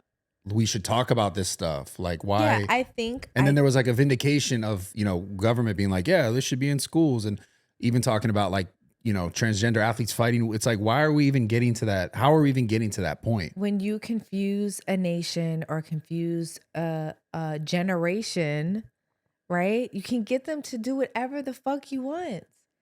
That's why I don't know how people didn't see through Kamala. She's a fucking puppet. You know what I'm saying? And people are like, oh, she's so smart. She's so smart. No one's saying that she's not smart. We're saying that she is bought by the powers that be. That's the same thing when you have the higher up pedophiles, right? That have a lot of more money than you can Google. You can't even Google these motherfuckers, right? Yeah. And they're trying to manipulate and brainwash a whole generation. And they kind of did with the Gen Zers. But what do you think that? And I think the millennials kind of fell to it because they're like, okay, well, we still want to be cool. We're still young, we're still like 35, 40, Yeah. We can get with the times because we're cooler than our boomer parents, right? Yeah. But I think after a while, the millennials were just like, bro, this is a lot. This is pretty fucking sick, and we can't really condone this anymore. Imagine a 4 or 5-year-old telling you that they're trans. Did you even know what trans was at 4 or 5 years old? They're indoctrinating these children. It's fucking sick. Yeah, but so the question is, I'm not disagreeing with you. The question that I have is like, it goes back to what you said about the control, right? The easier, because you can make people hate each other, whether it's white people, make white people hate black people hate white people, or you keep people sort of, this gender ideology, that gender ideology, I am this, I am that, create this sort of confusion. And, we're attributing this to the sort of left. And obviously I have to sit here, I have to play the sort of devil's advocate. It's like, not that these things are happening on the right or are happening on the right, but I guess when I look at government as a whole, and don't get me wrong when I say this, like I'm a fan of Trump, and I like the direction we're going in a lot of ways. But at the same time, I'm also like, it's a figurehead. It's a person that sort of people are designed to either hate or love. Yeah. But the puppet masters in the show above, they're still there. I feel like what's changing do you think that the current sort of administration or the current government really wants to have less control? Because if we're saying the left and the liberals, they did all this sort of wacky stuff, whatever you want to call it, this or that, to create control, more control of a generation that's coming. Does any government want less control? You know what I'm saying? Whether it's that administration or this administration. Well, I think it is less control because it's like, okay, they don't want a communist country, right? So we still have the freedom of speech, right? Yeah. We still have the right to bear arms. We still have a right to vote for what we want, where we live, right? Yeah. That's a free country. Stuff like that, where it's not a dictatorship where people are just like, this is just what it is. And that's just, federal, right? Yeah. For everyone. Unless it's things that make sense, right? So again, I was having a conversation with my friends about the trans people not being able to have either male or female on their passports. So if you're like a male that turned female, right, you still have to have male on your passports, right? And I was having a discussion about that because where do you gauge it, right? If a girl is trans and she looks like me, I personally think she should have female on there because it's like she took a lot of time into her transition to look like a woman, right? A biological woman or a trans man that looks like you, right? I'm so confused because I'm like, what? Okay, so sorry, a trans man that looks like me is the man? Would have a vagina, but looks like you. Okay. Yeah, you've seen them online, like a trans man. Yeah, I guess I feel like I would be wearing a dress or something. No, you would look like a man. You would have to take testosterone, facial hair, muscles, but you would be born with a vagina. Oh, okay. I see where we're going. Okay, my bad. Sorry. That's okay. Yeah. I just get confused. So you would be a trans man, and then I would be a trans woman if we were trans people. Like fully. I would have a penis and you would have a vagina, but we would both look like this. Insane conversation, but yeah. Okay, I'm following. Okay, cool. Like I went all the way. You went and I went all the way. Okay. I'm giving woman, you'll never know. And I'm a fucking man. Yeah, but I personally think if we look like this and we're trans people, that you should be able to have male on your passport. I should be able to have female on my passport. Yeah. Now, Donald Trump disagrees with that. Right. And he said that there is only two genders, which I agree with. But I do understand where he's coming from because what happens is that there's trans women that look like you and put on lipstick and a wig and they look like this. And they want to go in like bathrooms and shit like that. They want to go into female prisons and shit like that. Yeah. So do you filter out and do you say like, hey, you look like a real girl. You can have female on yours, but you can't. There's another level of discrimination. So he's basically like, look, I ain't doing all this shit. If you're born biologically a male, you're a male. Biologically a female, you're going to have female on there. And I'm going to wash my hands with it. Yeah. So he just kind of he's just like, yo, biologically you are what you are and that's it. Yeah. But aside from this point, really, I guess the question I was really going for is like, is the control or the wanting to have control of our government, do you think it's ever really it's not gonna change? Like they would still want people to be sort of like in dissolution or, having discourse or having problems about certain things. Like whether we're talking about this whole transgender, male, female thing on a passport I don't know how important that is to certain people, but I feel like, I just feel like, I don't know. I hate that I feel this way because it just sucks. Because I'm American. I'm like, I fucking love America. But I also feel like if it's not that hand, it's this hand, and it's still business as usual. Like it's still like, let's keep people to fucking be mad at each other so that we can continue to control. I think there's a better and a worse. Yeah. And there's not like I agree. Like a right or a wrong. Yeah. It's just like, it's not going to be perfect. Yeah. Yeah. It's never going to be perfect. And we're never going to get everything that we want, and maybe some people will. Some people's ideology, they're getting exactly everything that they want. Yeah. I feel like I'm getting everything I want right now. I don't know what the next 4 years hold. That he might do something that I disagree with. Yeah. But I believe that Trump could be bought? No. He has enough money. He can't be bought. And he's got a lot. That's one of many reasons why I voted for him, because you couldn't give him enough money to go against his morals and what's right. You know, other people, they get kickbacks and shit from Africa, from the Middle East, you know, all that foreign aid and shit. Oh man, seeing that's crazy. You know, it's like, I think Trump just, he knows eyes are watching him. He's like, look, I'm here to fucking save you motherfuckers. So yeah, that's how I just feel like if I had to choose between him and Kamala, there's no question that, you know, that he's just the better choice. Yeah, I see what you're saying. So besides politics, what else are you really into right now? Because I know you seem to be really into it, at least as far as what you put out forward. Yeah. I'm into it. I have debates with some of my friends about like religion and stuff. Yeah. Are you religious? I prefer to. I like to debate. I'm not religious. No. Have you ever been religious? Yeah. Yes, I grew up religious. Like Catholic, Christian? I was baptized Catholic as a baby. Me too. And then I had my Holy Communion. I had my confirmation, and then I became a born again Christian because my mom switched churches. So I got rebaptized. I've been a Christian probably up to my 41 now. I've been an atheist probably 6 years now.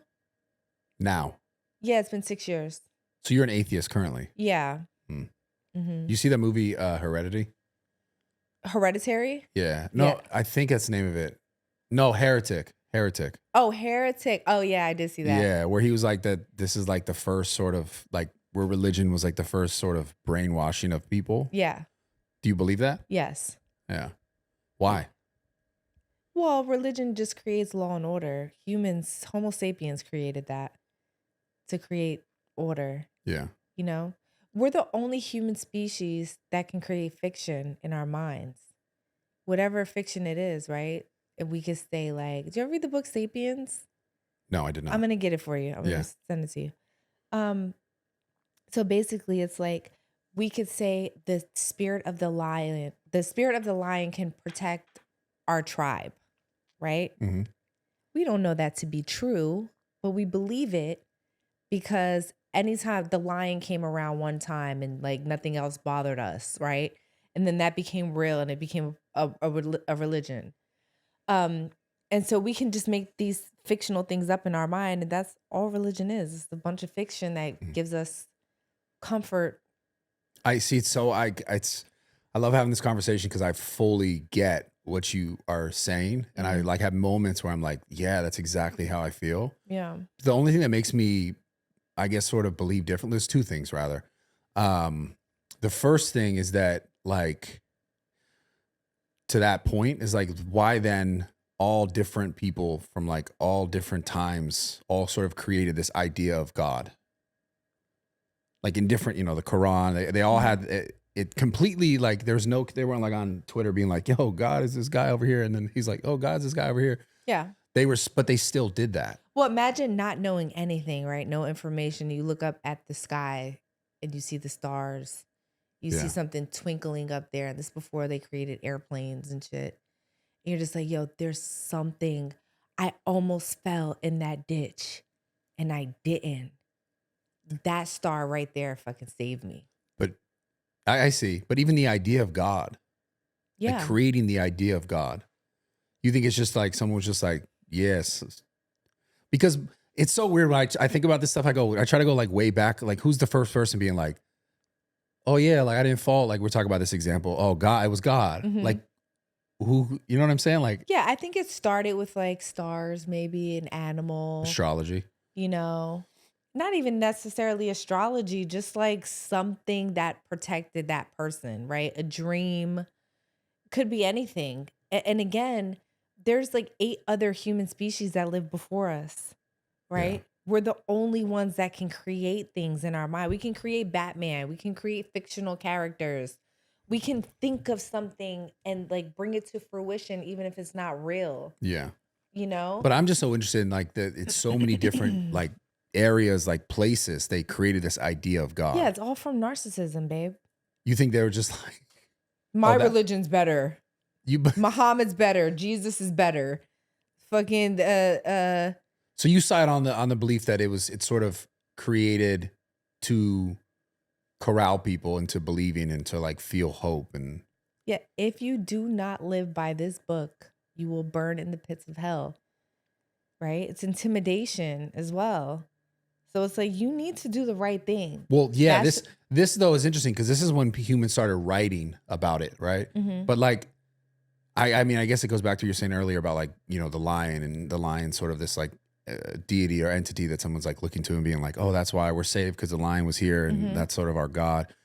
But like I feel like the humans. But it's not, that's not real. It's literally just a belief. It's not factual information. Factual information is this is a microphone. Yeah. That is a fact, right? Mm-hmm. To say that the lion protects our tribe is something that I just believe in my mind. I have no factual evidence that that is true. That's all religion is, a faith system. It's a belief system. No one has any evidence that religion is real or God is real, right? There's evidence that Jesus existed, but is there evidence that he was the son of God or God himself?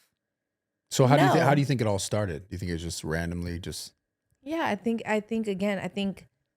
as Homo sapiens, we could just make shit up and it becomes No, real. I don't mean the idea of God or like I know how obviously religion, you know, organized religion, because that was the thing that I was always like, when I was a child, I was like, this seems like this is just a bunch of people making me want to believe this thing. Mm-hmm. But I'm talking about just the world, like it actually existing. Oh, yeah. Like, what's your theory about that then?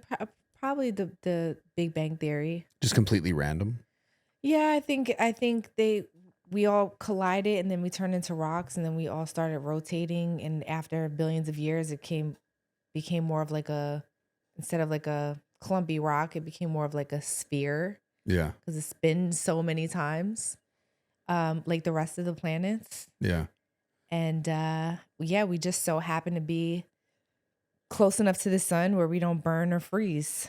We got lucky. Do you believe there's evil in the world? No. I believe people have neurological issues. Do you think people just have issues?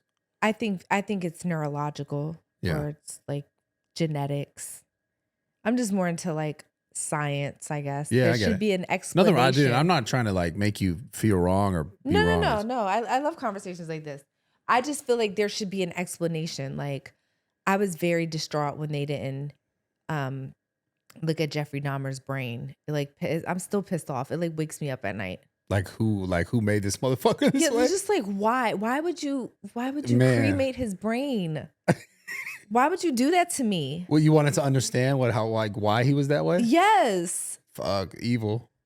But you know, they did it to John Wayne Gacy and they didn't find anything, but that was in what, like the 80s? Yeah. They should have kept his brain for when technology got better. And then now maybe we could see psychopaths before they, before they start. I think for me, the reason why I believe in God and the idea of it is just because it's hard to say because people are evil, but because evil is I feel like it's so real. I feel like yeah, I think if your frontal lobe doesn't develop properly, you get hit in your head as a child, you suffer trauma, anything can fuck you up mentally. Yeah. And fuck your brain up. So that's the only explanation. Like, that's not.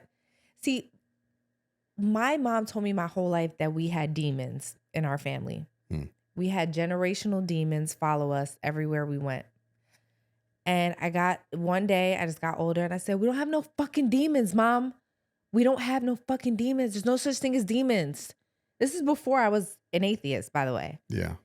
There's no such thing as fucking demons. I don't have no damn demon on my back. Leave me alone. And it's just generational and and I just couldn't take it anymore. And what's crazy, my cousin that's over here, right here, shout out to Aunt, he was like, you need to read Sapiens. And when I read Sapiens, it changed my life because the way I felt about everything, I just could not convey it. I did not have the words for it. But life made sense after I read that book. 100% changed my life. I'll have to read it. But I just think so you don't believe in sort of generational trauma and like being passing it down? Like what's, like say for example, you go through something, you have a kid, part of that sort of like whatever was ingrained in your DNA is going, because this is now science. Sure. Yeah. My grandmother committed suicide in front of my mother. She cried every day of my life. Yeah. Clinically depressed, anxiety. I became her mother when I was 12 years old. And to this day, my mom cries every time I'm on the phone with her. That's just my life with my mom. Do I do that to my children? No. Do I tell my children about my mom? No. Do I give them any generational trauma from my mother and my whole family being on drugs and being dead of overdoses?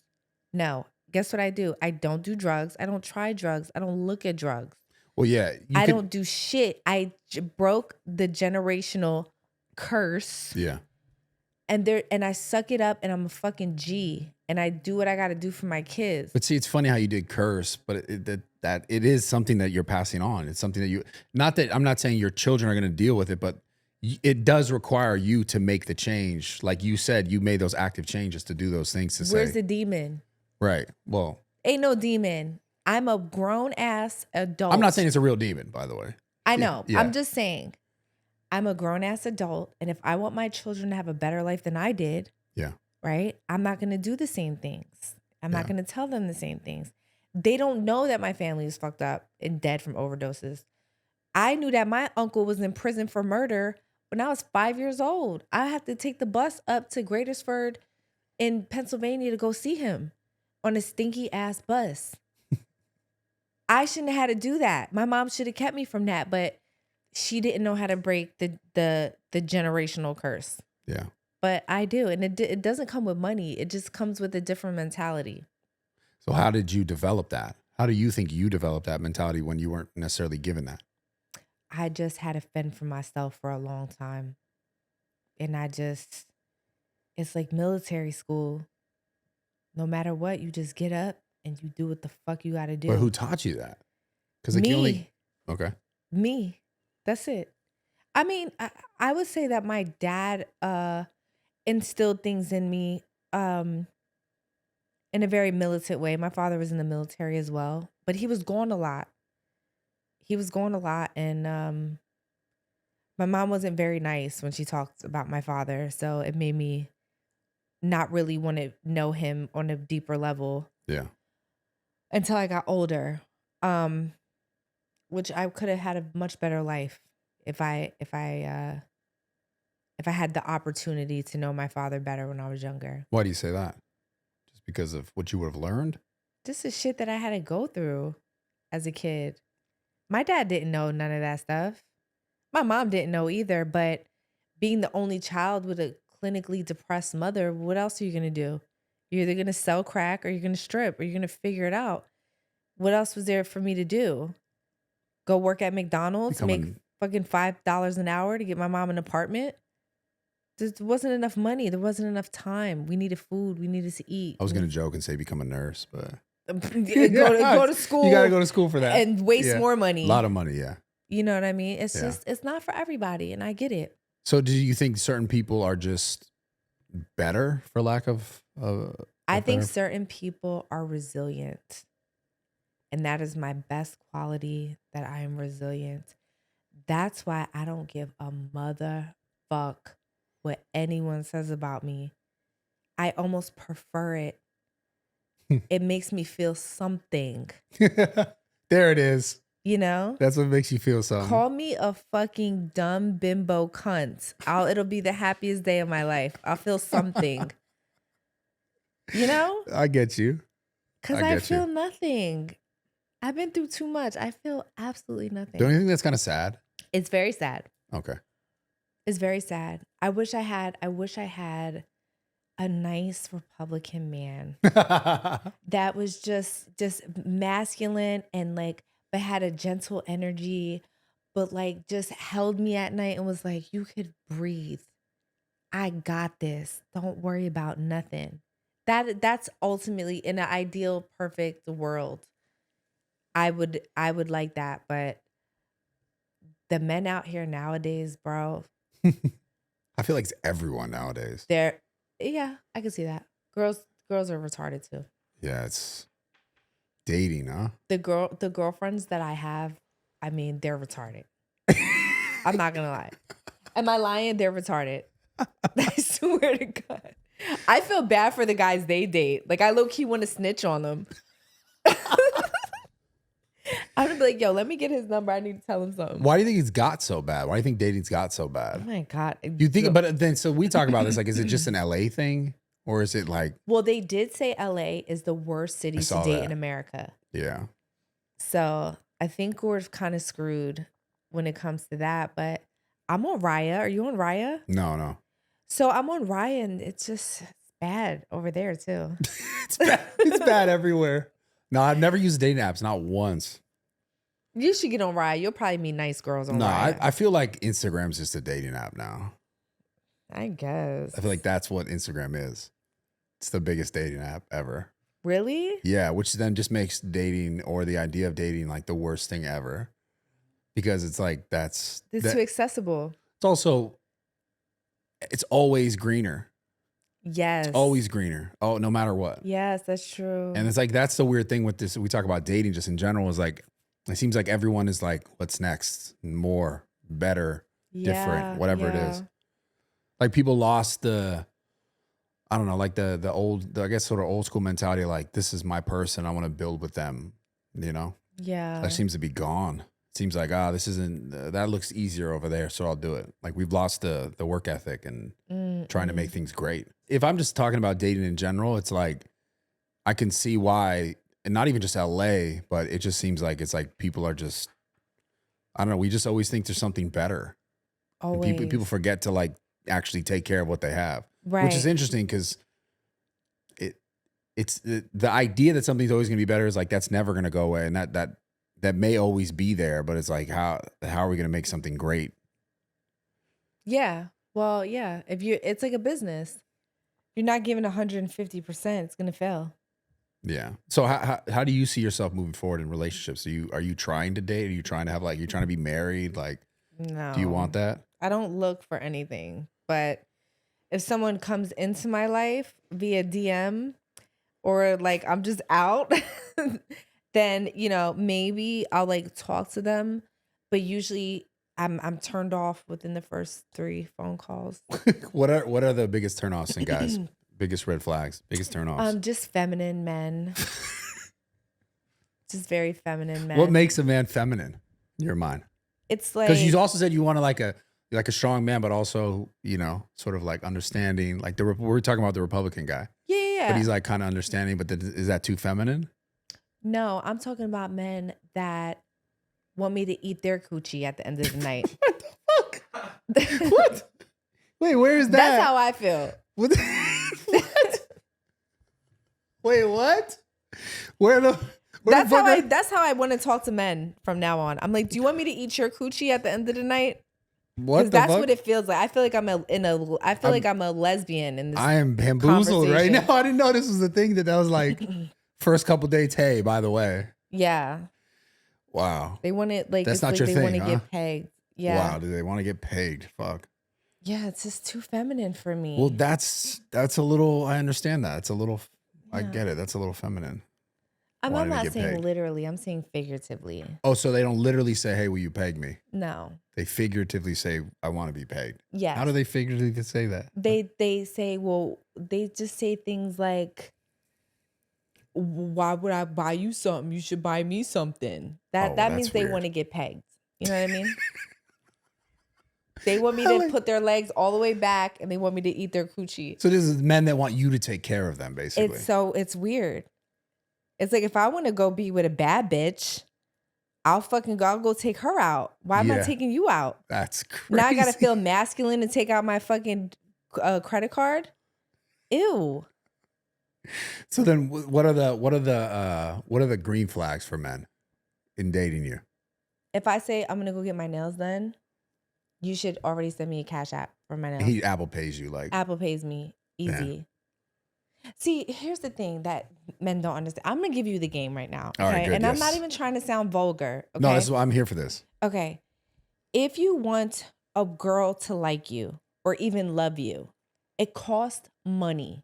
Now, it's not saying that's just superficial, because an upper echelon type of woman, it wants a man to be a man, and sometimes that comes with money. So again, if a girl's like, yeah, boo, if you're like, oh, what are you doing today? Oh, I'm gonna go get my nails done. Oh, how much they cost? I don't know, $250. All right, well, here's $5. Just go ahead, go get your nails done, get the little extra scrub and shit. This is a different tax bracket of men you're talking to, because all men can't do that. I understand that. Yeah. If you're in the hood, it costs $25 for a full set of nails. Okay. $25. You'll be okay. $250 is crazy. And we live in LA. I'm sorry, we live in LA. Yeah. For the people watching at home, so LA is very. So you think it's well, I do understand the conversation, obviously, about like it goes back to the idea of being able to provide, to take care of. Mm-hmm. But there are other ways that men can do that, no?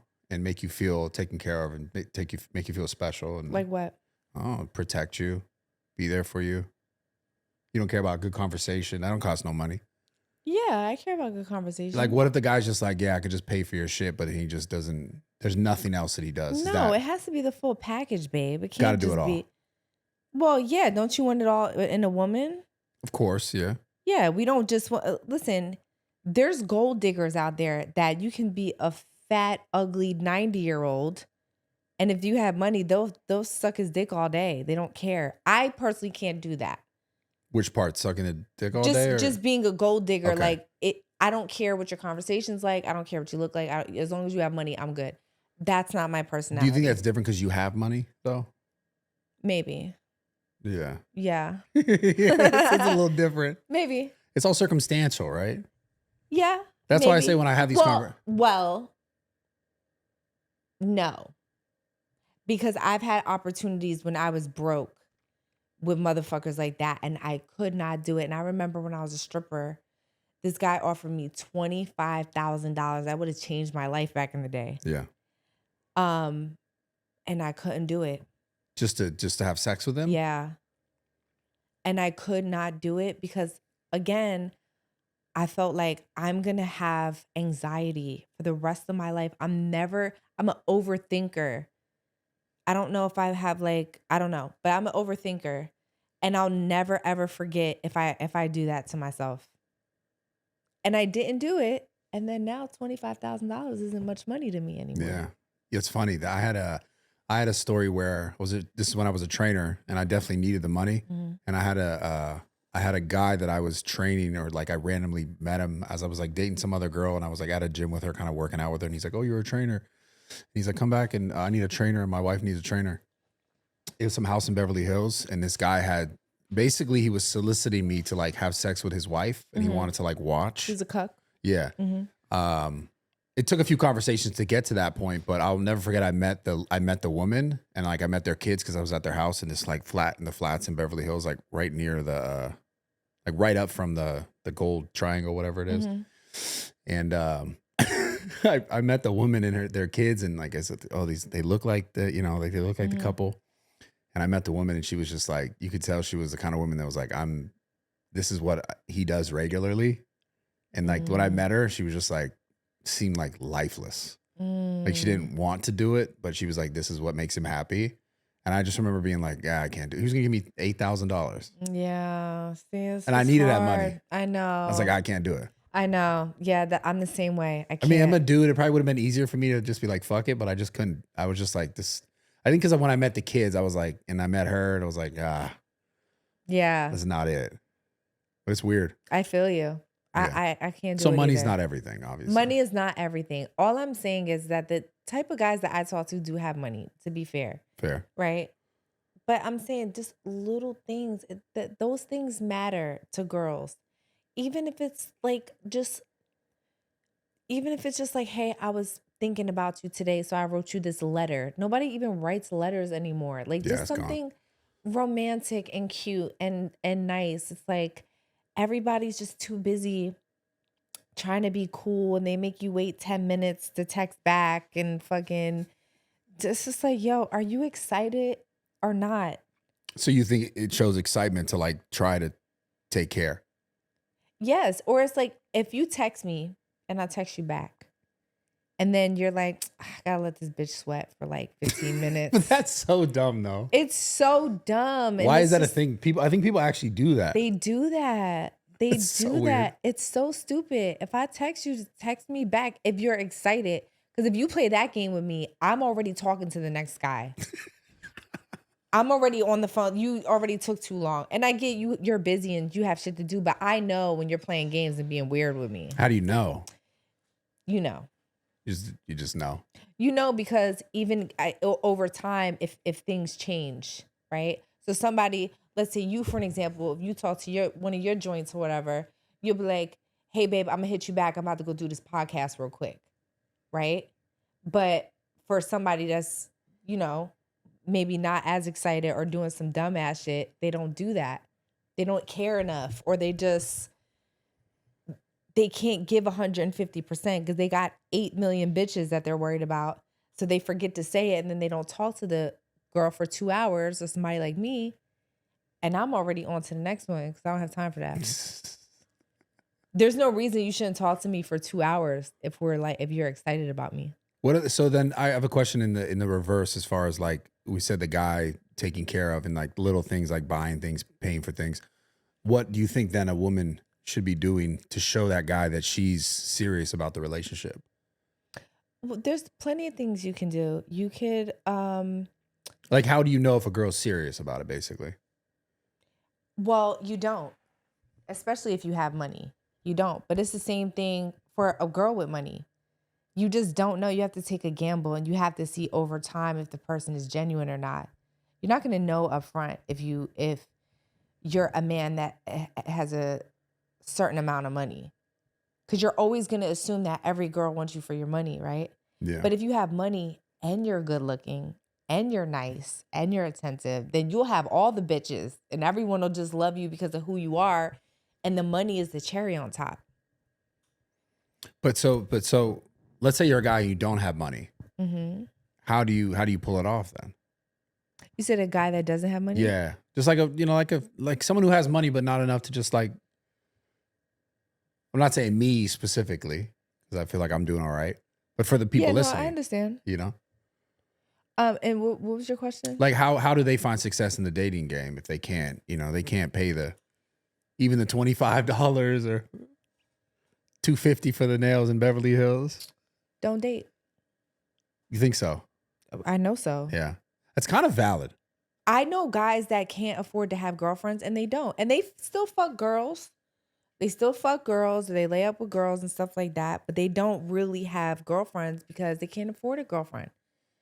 If you can't afford a girlfriend, don't have a girlfriend. Why you want to be in a relationship with a girl and she has to struggle with you? Well, that's terrible. I know, but then I think about like girls like what's her name? Who's the lady who divorced Bezos and then became a billionaire? She was there before he had money. But he had dreams and aspirations. He was working towards something. So that's what I'm getting at. Okay, sure, Yeah. right? If you're working towards something, by all means, right? If that's your high school sweetheart, college sweetheart, or you guys meet in your 20s, you both working at Starbucks, and then he's like, yo, I was thinking about this company. I just got a loan from the bank. And yeah, you want to support him and hold him down 100%. But if you just are not a hustler, you're just not out making money, you can't afford to be in a relationship, that's kind of crazy to me. Yeah, I get you. So on the other token, for the women, what do women need to add to be able to like make it a good relationship? Because we talked about men having to pay. Sure. What do you think women have to add? I think women have to stop nagging. They need to let a man be a man. They need to learn how to submit and not talk back. Especially if your man is out working all day, he should come home to home cooked food. The house should be clean. If he's really taking care of you, you should be on your knees as soon as he walks in the door. And you should be thankful that he's taking care of your whole life. Like, that's what you have to do. And it helps when the man is fine and you're attracted to him. That's what I was saying. Like, it's not easy for me to just go be with somebody that just has money that I'm not attracted to. But all those attributes, yeah, 100%. And if you have kids, you take care of the kids too. Wash them up, brush their teeth, put them to bed. And then now it's time to focus on your man. Yeah. Yeah. So dating for you in LA right now is like something you actively are trying to do, or you don't even care about it? I don't necessarily care. I'm not looking. Yeah. Um, and it's very discouraging because it's really, really bad out here. And it's not just me, it's every girl I know. They're just like, bro, it's bad. It's bad in New York. It's bad in Miami. It's bad everywhere. What do you think it is? Think everyone's just broke or what? I think it's what you said. I think that everyone thinks the grass is greener. Yeah. And no one actually gives that person, like, you'll like a person, you'll be like, damn, I really like this person, I'm feeling this person. And then you're like, but damn, this other person hit me up. And this person maybe has a little more money, or maybe has a little more amenities that they can bring to my life, Instead of just being like, I actually have it really good with this initial person that I was talking to. Yeah. So you think it's people they're just not, almost like they're not willing to commit because they think there's more. Yeah. I think sometimes though it's also like fear based, because like the other knowing that, and people kind of all knowing that, they also then go, oh, they're probably doing this, so like we'll see, like let me see like what they're really about. You know what I'm saying? Like, yeah, totally. I feel like guys just think I'm just like this man eating, cheating, liar, fucking gold digging bitch. But I'm not. I swear I'm not. I'm not. I swear I'm not. I swear I'm not. I'm such a sweetheart. Yeah. I am. Yeah, no, for sure. I mean, who knows? That's the thing, you never know. That's that, because for me, I'm so sweet. The idea of dating is like the fear. It's just like, man, who knows why this person's really here, and like, is this person really here for me? Yeah. I feel the same way. Yeah. So you did a pod with Nick earlier. What was it about? Nick Cannon. Yeah, Nick Cannon. Nick used to be my manager. I didn't know that. So he was my manager at a time where he was getting a divorce from Mariah, and I was getting a divorce at the same time. So we were both in a really dark ass fucking place. So we talked about stuff like that. Surprised you never tried to have a kid. He's like big on having all the kids. I know. I was joking when I said, Nick, you're gonna be my third baby daddy. Like, I told him that before we left, but because I saw him recently talk about Elon Musk, like, he kind of went up in him. He feel like he got to step his game up. Who? Nick was saying how like Elon's like, because he think Elon just had another kid. And Nick said something about like, nah, wait a sec. Oh, right. I think about he's to put the cape back on. 13 now, Nick. Is he? Yeah. Oh wow. I think he's on, and Elon just hit 13. Yeah. That's why Nick was saying he's got to put the cape back on or something. Yeah. I don't know. I was like, maybe you and him. I'm done. You're done with kids. I'm done with kids. Got it. And Nick is my family. It's yeah. not like I joke around and shit, but yeah. And I don't want to be his 14th baby mom. I love you, Nick. I don't want to be your 14th baby mom. I don't know how he balances that. That's nuts. He was actually telling me his schedule. It was crazy. What's his schedule? He's just like, every day of the week is a different, kids, and then he brings the kids. Like 9 of the kids come at once to this house, and then there's like 5 over there. I don't know. Wow. Yeah. Gotta respect that. Yeah, it's That's crazy. crazy. I don't know how you balance all that. I know. He must be killing it still. It sounds like a lot of money. Sounds like a lot of money. Yeah. He must have like a main girl though, right? Like I don't know. I know what he told me, but I'm not going to repeat it. That's fine. You don't. But yeah, I'm not sure. Yeah. So do you, as far as like content that you make now, is it just OF stuff, or you have the podcast? Do you take that seriously? Like, what else do you do on the internet now? I have a brand new show coming out in March. It's me and Ray J. Cool. We're doing all sports, entertainment, politics. Nice. Ray J is also a Trumper. Yeah. And so me and Ray J are literally like, we're crazy together. I mean, we equally don't give a fuck, which is such a beautiful place to be in. Yeah. For an actual show, a news show.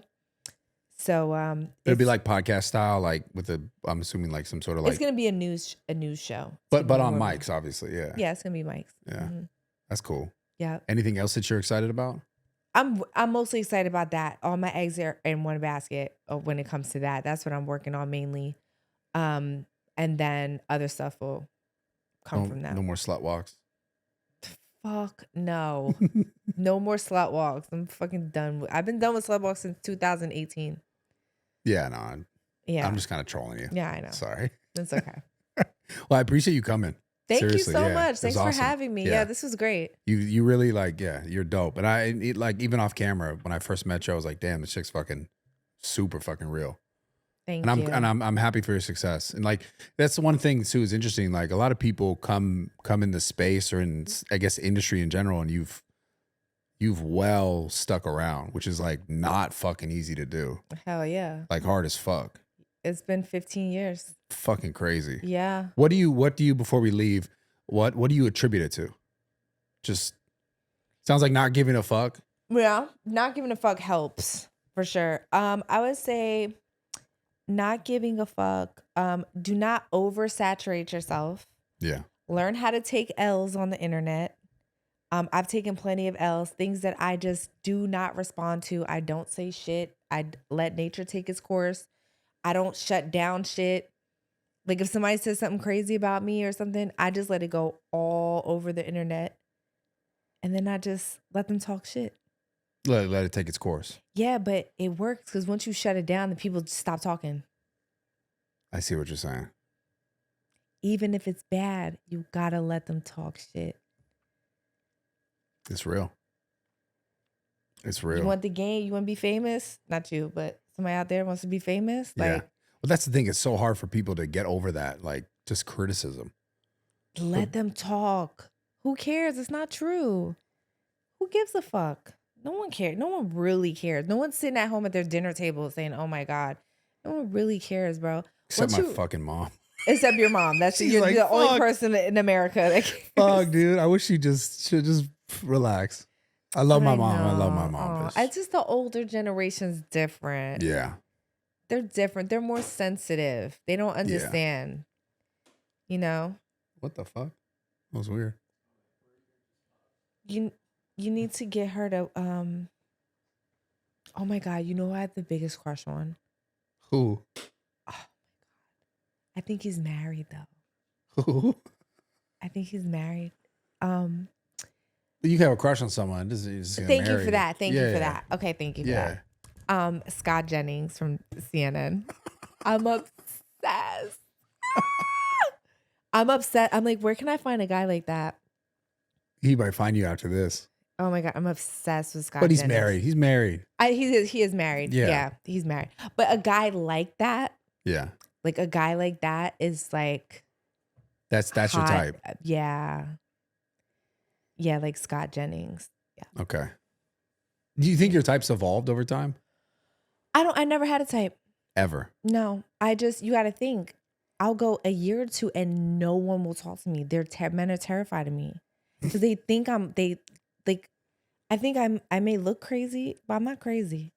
So they don't talk to me. So then the guy that actually talks to me, I just had this conversation with Nick Cannon.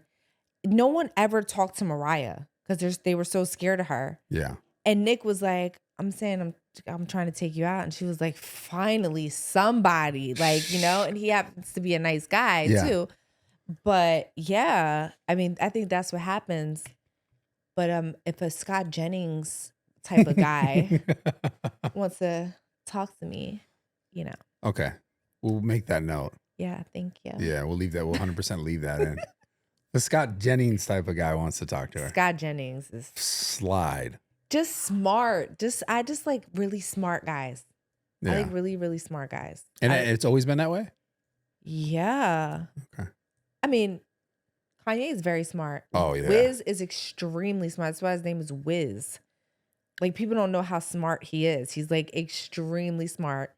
21 Savage literally taught himself how to fly airplanes. That's kind of crazy. Like, watching YouTube tutorials. He knows everything. Like, their personas are not who they are. Yeah. Like, if you could teach me something, I'm fucking with that. I like that. Yeah, I think that's probably one of the best qualities any man could have, for sure. Yeah. 100%. Mm-hmm. That's dope. Yeah. I need to go read some books. Sapiens. I'm gonna well, you can get it on audio. Do you like audiobooks? Yeah. Okay, so I'll send you the link. Send me a link. I'll get it. Okay. Yeah. It's gonna change your life. I'm ready. I'm ready for. What does it like? Change my life in what way though? It's just gonna open your mind up to thinking like. So it's about humans, I'm assuming. Yeah, it's called A Brief History of Humankind. So I'm into that kind of stuff. Yeah, it's dope. The first couple pages, you're gonna be like, oh shit. It's a New York bestseller. I'll read it tonight. You'll love it. I'm dead serious. Yeah. I'll hit you up later. Yeah. Text me and be like, yo, this shit's fucking whatever. Yeah. Well, thank you so much for coming, for real. Thanks for having me. I appreciate and making it. the time and fucking. Absolutely. Thanks to the team. Thank you guys as well. If you ever need anything from me, I'm more than happy to help. Same. Yeah. Whatever. Whatever you need. Yeah. Yeah, that's it. Every Tuesday. I love you guys. I'll see you guys next time. She stole my seat. This is the craziest. I've never ever done a podcast like this before, but maybe it'll happen again. So yeah, thank you so much. Thank you. Cool.